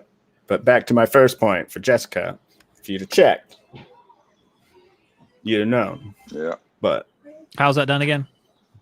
L1, L2, L2, L3, Okay. L1, L2, L2. Stick your left foot in, take your left foot out. Yeah. And then to ground, all of them to We don't ground. have Make sure. three-phase, All so the just 1 and 2 is good. Yeah, she's the 1 and 2. She's One and not two 1, to 2, ground. 3. Yeah. 1 and 2 to ground. Single phase And throws me ground. off. I found my first locked up single phase compressor the other day, and I was like calling buddies like, help. my ohms add up, and this is happening. This like capacitor's good. What's wrong? So it's just locked up. Put a hard start on it. Still nothing. Beat on it. Nothing.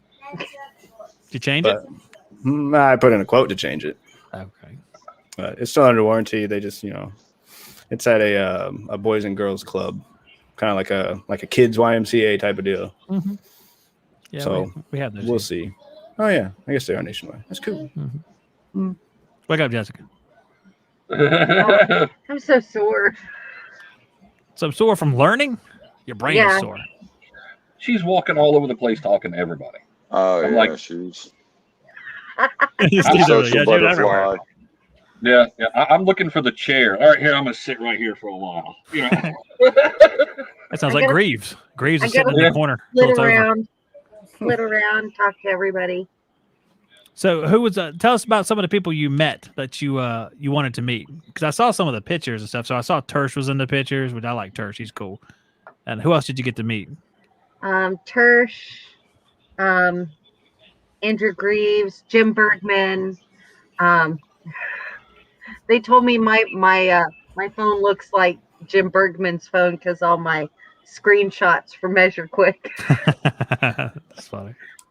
In good company. But Jim's like, good job. I got to meet Joe Shearer, Eric Melly. Oh, yeah. You work with Eric. I do. He works right now. He's down in Southern Florida. So is there another branch?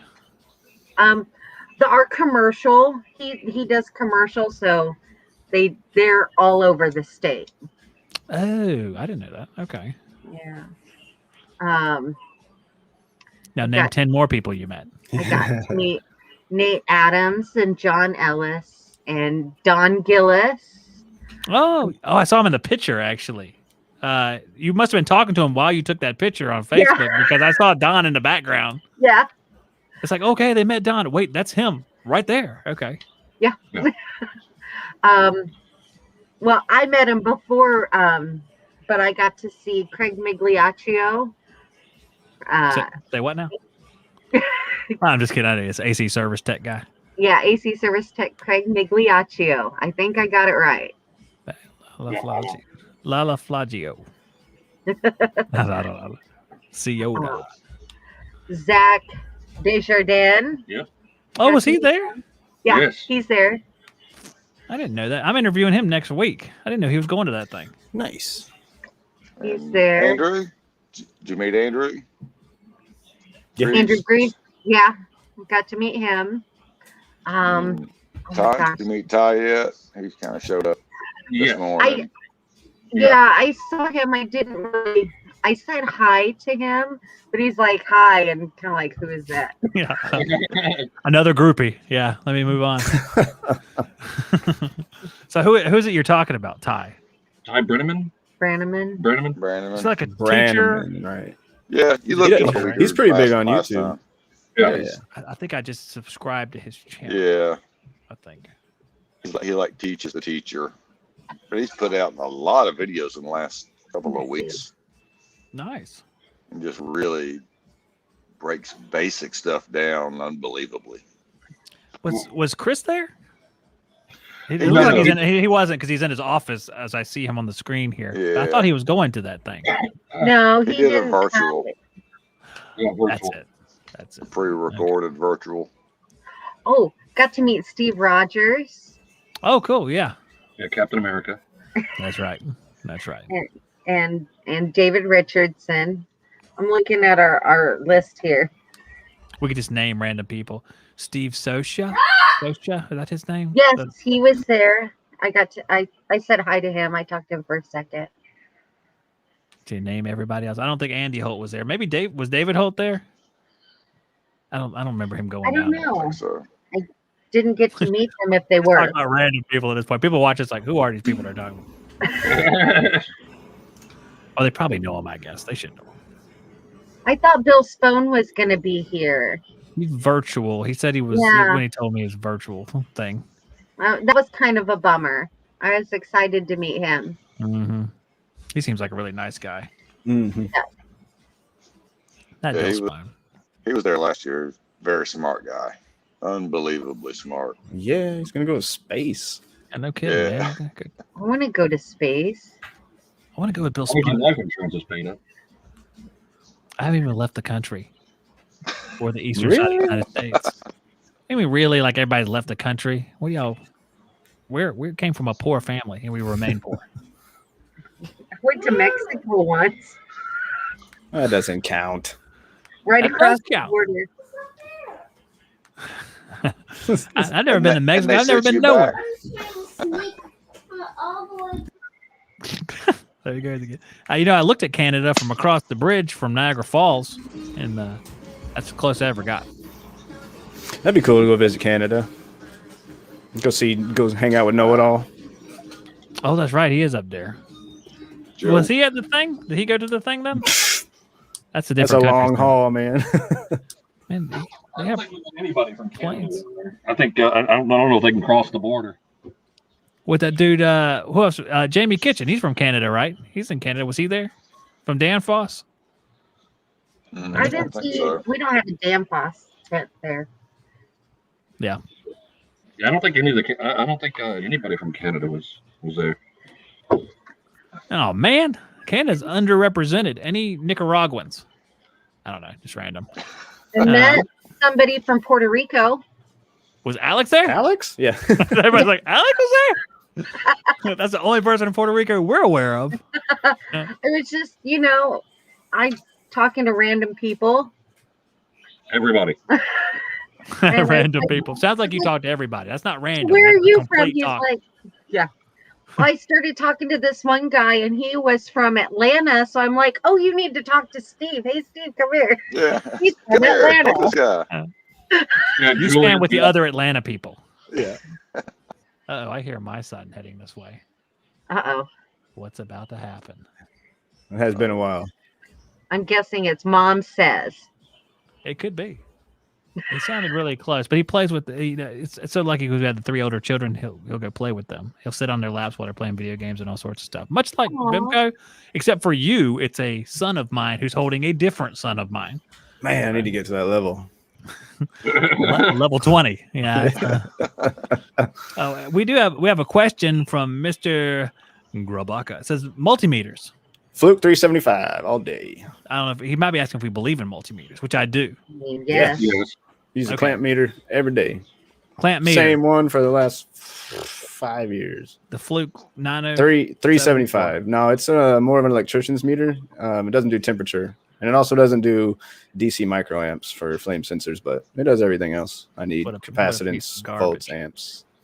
The Fluke DC. 317. There you go. 375. 37500. I got it for $100 on OfferUp. It's like a $400 meter, so I was happy with it. Nice. Yeah. And it was from a guy, his brother came to help him out. He was from Puerto Rico, and when he went back, he left the meter. So the guy was like, I don't know what to do with this. $100. Man, Look brand new. that's It's nice. awesome. It's an awesome deal. Adam Haichi, our friend from, I guess, the Orient, Haichi, SC480. Seems like a nice meter, right? Everybody's like, I don't know which one that is. There's too It's many. one of the field pieces, isn't it? That's field piece. Yeah. Little piece.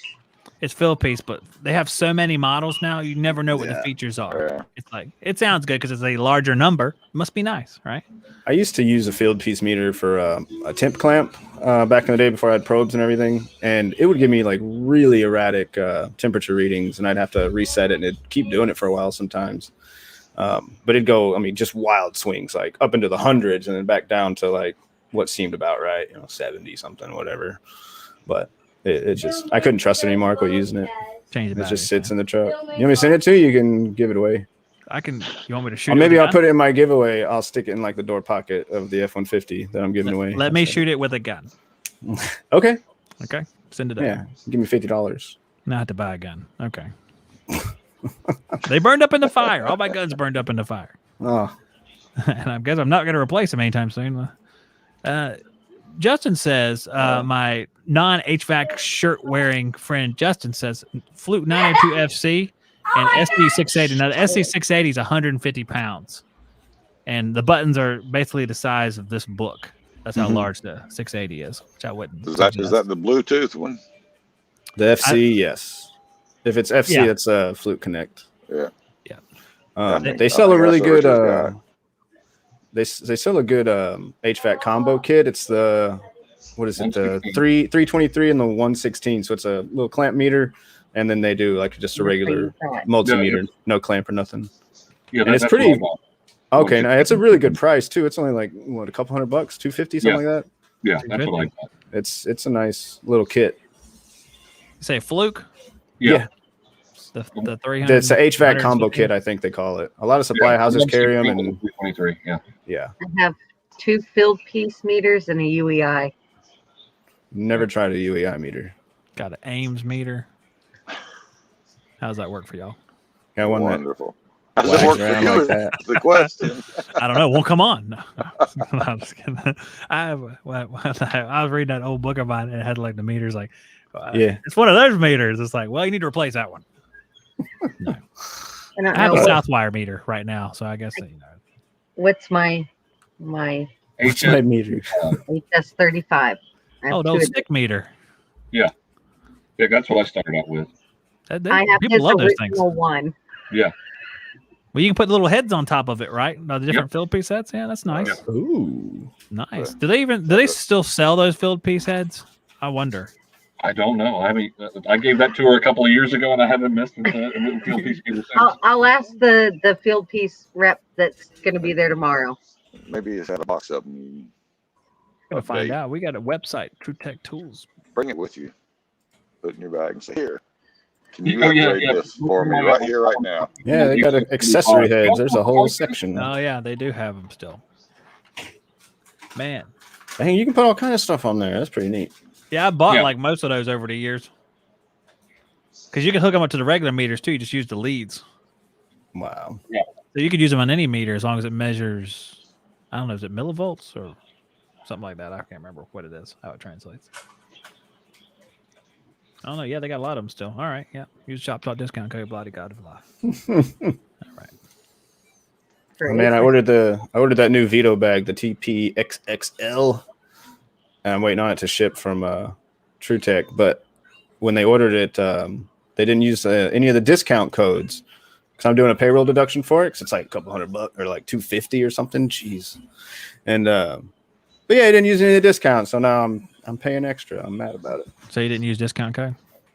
No, I told him, I sent him a link to True Tech Tools and told him that's what I wanted, take it out $50 a week or whatever.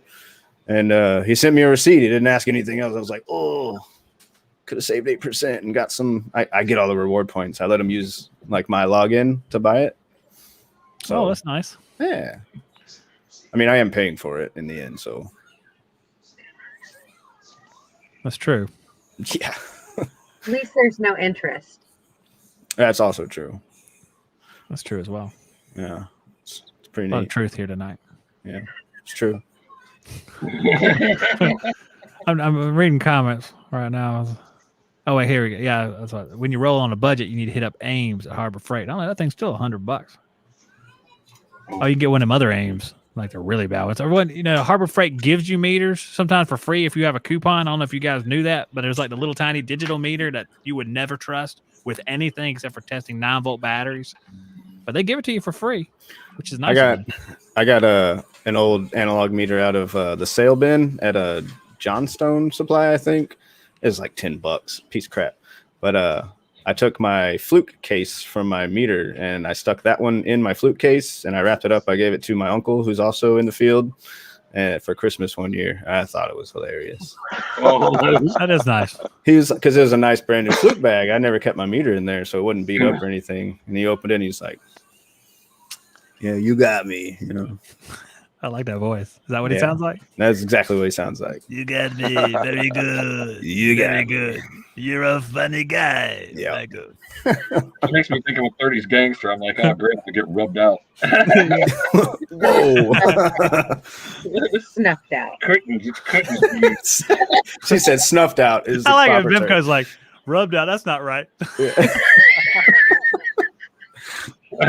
Bimco, his eyes immediately acknowledge that. You could tell. Thank you, Bimco. Yeah. I wasn't the only one. I was thinking of an eraser. Oh, I get it. Bimco was thinking of erasing a bad time and having a good time. Oh, man. Not as family oriented as I thought after all. Well, you know what? If it's a little bit clandestine on how you deliver the comedy, they can't tell the True. difference. Very true. Okay. but I think most people probably got that, so I apologize. But none of the kids would have got it. I will now deliver your nightly Bible verse.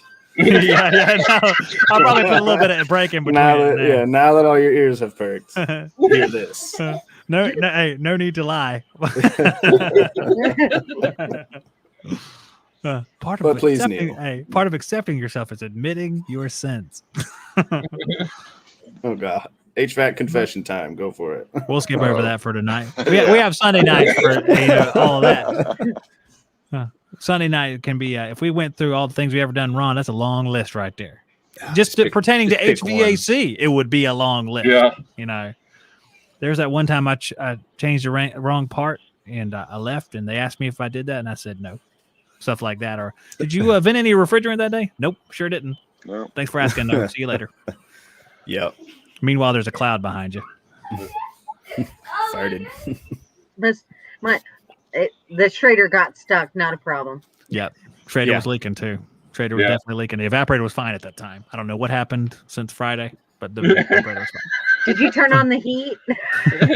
Yeah, the heat puts a lot of pressure in that evaporator coil. It becomes a condenser coil. You get all smart then. It becomes a condenser coil, and the pressure's so high, it opens up leaks. And you're like, There was a tiny one to start. It just it blossomed into a major event. Clint says, later I'm going to Dairy Queen. Nice. Clint. Clint's part of the Subscribe Star, guys. He could be here if he wanted to. So could Adam, actually. why aren't they here? Adam, what's the deal? We're not paying attention to your comment. I just want people to see your facial expression in your avatar. You could have been here, Adam. Wireless nonsense. Oh my word. What did he say here? Oh my word. I like the wireless nonsense. I'd like to try that. Wireless nonsense. On a meter. I don't know. I like the old wireless stuff from Philippines. I thought that was really great, and then they stopped doing that. I was like, what's the deal? Well, I like that you can, still take readings and have all the panels closed. Yeah, that's cool. That's I nice. got There's some units where it's just really hard to block off the airflow, right, to get what you need. That's true. I got a redfish at Bluetooth Mm. like that. Yeah. But it's a brick. I mean, the thing's Oh. huge Yeah, I seen it at the True Tech. and heavy. Yeah, I seen it at the True Tech Tools tent. I'm looking at that thing going, that's something that works from measure. Quick, look how huge that thing is. Yeah. I think if you're going to get robbed, just hit somebody over the head with that. They're done. That's what I'm saying. That's what I said about the Philippines one. The Philippines, you could finish somebody. The Philippines is the murder weapon. That thing is huge. The 680. Yeah. Good grief. It might be big. I don't know if it's bigger than the redfish. And redfish is big too. You're right. It's like a blackjack. Just whack. Mhm. Yeah, Yeah, when the police pull you over, you have to disclose you have a Philippines SC680 in the car. They had to inspect it for blood and hair. Yeah. That's so bad.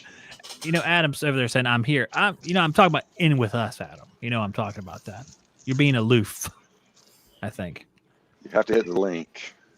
Yeah, it's the link. Come on. Yeah, Man. Justin's got the perfect work order summary right there. Found loose Schrader cord, tightened, added 7 pounds of 410. No other leaks found at this time. Exactly what I would write on something. System empty. Added refrigerant found leak in Schrader core. And then you have to end with At left this unit time. cooling and draining. Yeah. Yeah. Unit cycled several times before checking out with customer. We're good. Customer did not declined refrigerant leak search. Hissing sound seemed to be a ceiling fan. Old lady is hearing things. Oh, that's bad. Is that what you do, Bimco? Is that what you do to people? No, but that nothing else or whatever found at this time. I write that a lot in work order summaries at this time, So when I left, it was good. When I was there, we're good. And that was 4:00, and she called at 5:15. That's right. Speaking of calls, okay. I keep forgetting I'm on call. It's all good, man. It's all good. This thing's about over with because I'm tired at this point. I'm getting very tired. Jessica's obviously tired. She's over there like this. What is it? We got the universal. Richard's asleep probably. Yep, there you go. Go tap him. Make sure he's all right. He's still got the show running on his tablet. Well, that's another view. Thanks. The universal symbol for running out of time is okay. It's 10 o'clock. I'm gonna go sit on the couch. I suggest everyone go sit on the couch. We're all East Coast, right? Central. East Coast. I'm Yeah, he's good. Central time. You're what? Central time. It's 9 o'clock where I am. I'm in Texas. Remember? Can't you just get along with people? No, just kidding. Okay. It's fine. What part There of it is. Texas? You getting all the crazy weather? San Antonio. Yeah, we got all the snow and stuff. But right now, no. I'm jealous. Yeah. Don't be jealous. Don't be jealous. I sat at home all week because of that nonsense. I miss Yeah, snow so much. Awesome. Oh yeah, you get no snow now. Huh? We don't have any snow either. It's very sad. We just want to throw a couple snowballs that melt and go away. That's how I'd feel about it. That's it. We go out, take the kids out in it, and in 10 minutes they're freezing. We got to go back in. Yeah. Put some in the freezer, Dad. Let's save some snow. No, that's Save it for stupid. next year. No. Yeah. We got eyes in the freezer. It is not hard pack. Why is it yellow now? My best Ooh. friend actually saved me snowballs one year. I'd go Wow. visit in the summer, and she had them in the freezer. I had snow. Oh, that's cool. That's No, that fun, was right? Kansas. That was Kansas. Yeah. Did you put any snow in the microwave? You see the guy that did that? No. What happened? He got a bowl of snow, put it in his microwave, and turned it on, and sparks started flying out of it. Just metal snow? Metal snow. I don't know. Something was in it to make it do that. Huh. That was, What could it have been? well, I don't know. I don't know either. That sounds like science.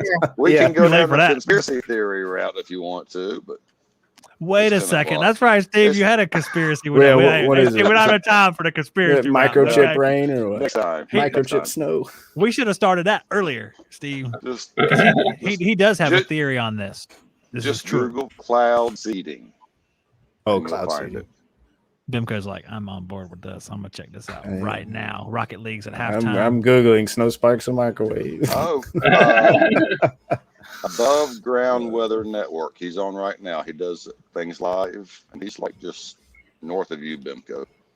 Yeah. Guys, unbelievable. It's a lot of fun to watch. I'm gonna stick with space dust.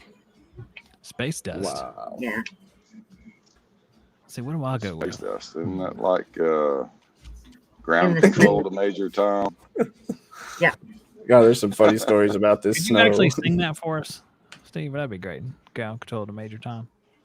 That'd be good. I'm gonna go with Metal in the Sky has been taken already. Space dust. Harry Potter magic spell. Ooh, I like that.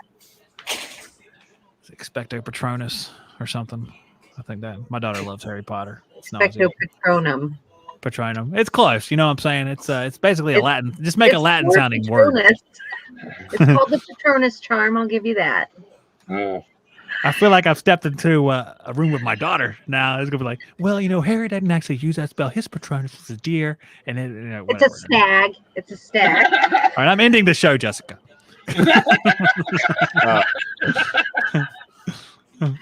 Whenever she does, what is it? The one is like Avada Kedavra. It's like Avada Kedavra. It kills people, right? It's like a Yeah. killing spell. You know what I'm talking about? Is that right? Avada Kedavra.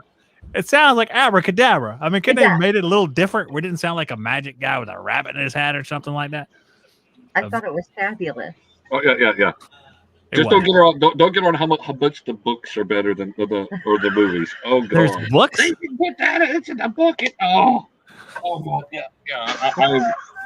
Well, I'll put you on with Mallory after this. You'll be like, yeah, I really like the books because in the books, Ron Weasley was so much, it's like, oh my gosh, please.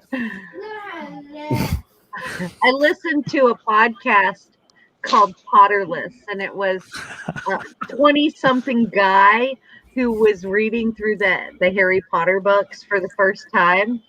And he started out, he hated it. He thought it was stupid. And by the end of the series, he was so invested and he loves it. You listen to him read every one? No, he doesn't Oh. read them, but he goes through like chapter by chapter. Oh, But he doesn't read them out loud. I Oh. mean, he reads them and then he talks about because them. that would take a long time. That would be a long podcast, bro. I Or don't know just if the I'd movies listen to is that like- podcast. how many of the movies are there? There's like 7 of them. There's 8 movies, 7 books. That's like 16 hours of movies alone. Imagine reading them. Yeah. Oh, the books are. Oh, I listened to all the audiobooks of it. did you? Yeah, heck yeah. Did you really? I did. Yeah. What a I tried bunch of one and I was nerds. like, dang it, these are good. So I listened to the rest while I'm at work. Was it Stephen Fry? Huh? No, I don't know who did the narrating on them, but I know who Stephen Fry maybe is. whoever He's a does it smart on guy. Audible. But yeah, I listened to every one of them. All I can say is I'm glad it's Harry Potter and not Deadburn Twilight. Oh my gosh. I've read those books too. Right on Yeah, time. Adam. all I need to hear about is the sparkling vampires. Come on. It was way cooler in the book. I will. Yeah. Yeah. Oh. Adam made it. You know, Yep, we're going to and turn he's this got off the in like shirt 3 on. seconds. And you got the shirt on too, man. This is unbelievable. So I like the part where Harry killed Voldemort, even though Voldemort had the cool wand with the knobs on it.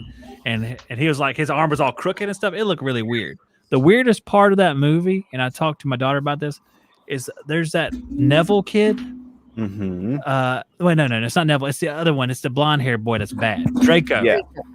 Yeah. He walks out there at the very last movie, at the very end, and he hugs Voldemort. And it's the most awkward looking thing I've ever seen. That's exactly right, kid. I was like, ba la la la. What is this? That's the weirdest hug I've ever seen in my life. That's what I remember about Harry Potter. That's crazy. Yep. Makes sense. There's a lot of crazy dynamics that go into that. Look at Steve. Steve loves Harry Potter. You can just tell. He's like, when is this going to be over? I We can talk about something know else. about it. I wish I wish I was in your shoes. Never been so lucky, Steve. You're Let's talk so about good. Fantastic Beasts. I don't like those. Oh yeah. Those are kind of weird. Yeah. They're not bad, but it's not the same. Hey, Adam, are you with us? Yeah, I think so. You tucked in nicely, Adam. He's always so comfy. See, if this were skill trade up, Adam would be winning the prize right now, probably. His lag's really far. Yeah. It's like 5 minutes.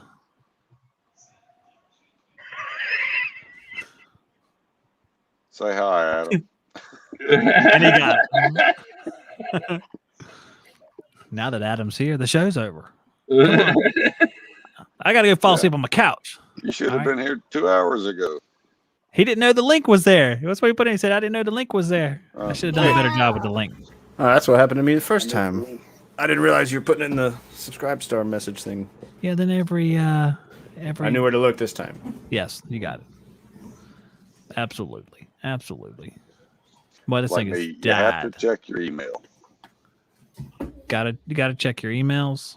Gotta go to Subscribe Star. Gotta. My girlfriend doesn't clear hers out, so the little red bubble with the number on her email is like 40-something thousand. I'm like, oh, it gives me anxiety to look at. Delete all. Yeah, as soon as I see like 1 or 2 on there, I'm like, Yeah. I have 2. I got one where all the spam goes. It's at yahoo.com.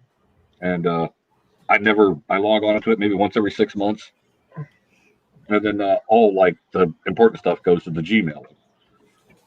And then if I think something might be good, I still send it to Yahoo, and then I'll transfer it if I'm like, oh yeah, I want that. But Yahoo, I think the last time I looked at it, I think it's in the 6 digits somewhere. Holy crap. I might be getting to 1 million. impressive. That's some kind have of a lot of money achievement, you know? sitting there that they're wanting to give you. Yeah. Yeah. You know, It's the Nigerian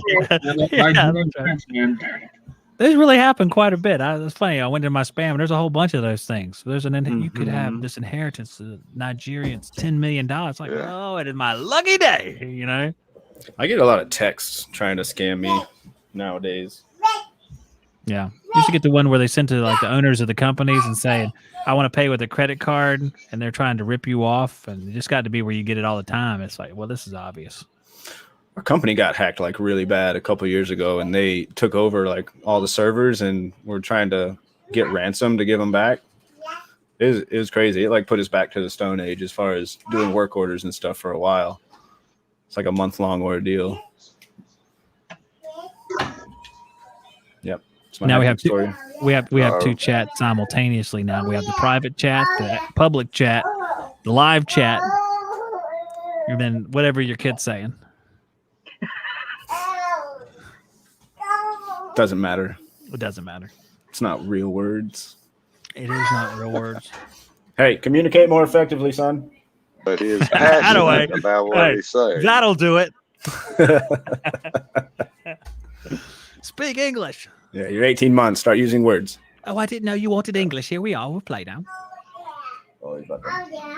Oh, yeah. Oh, yeah. I can talk. Oh, yeah.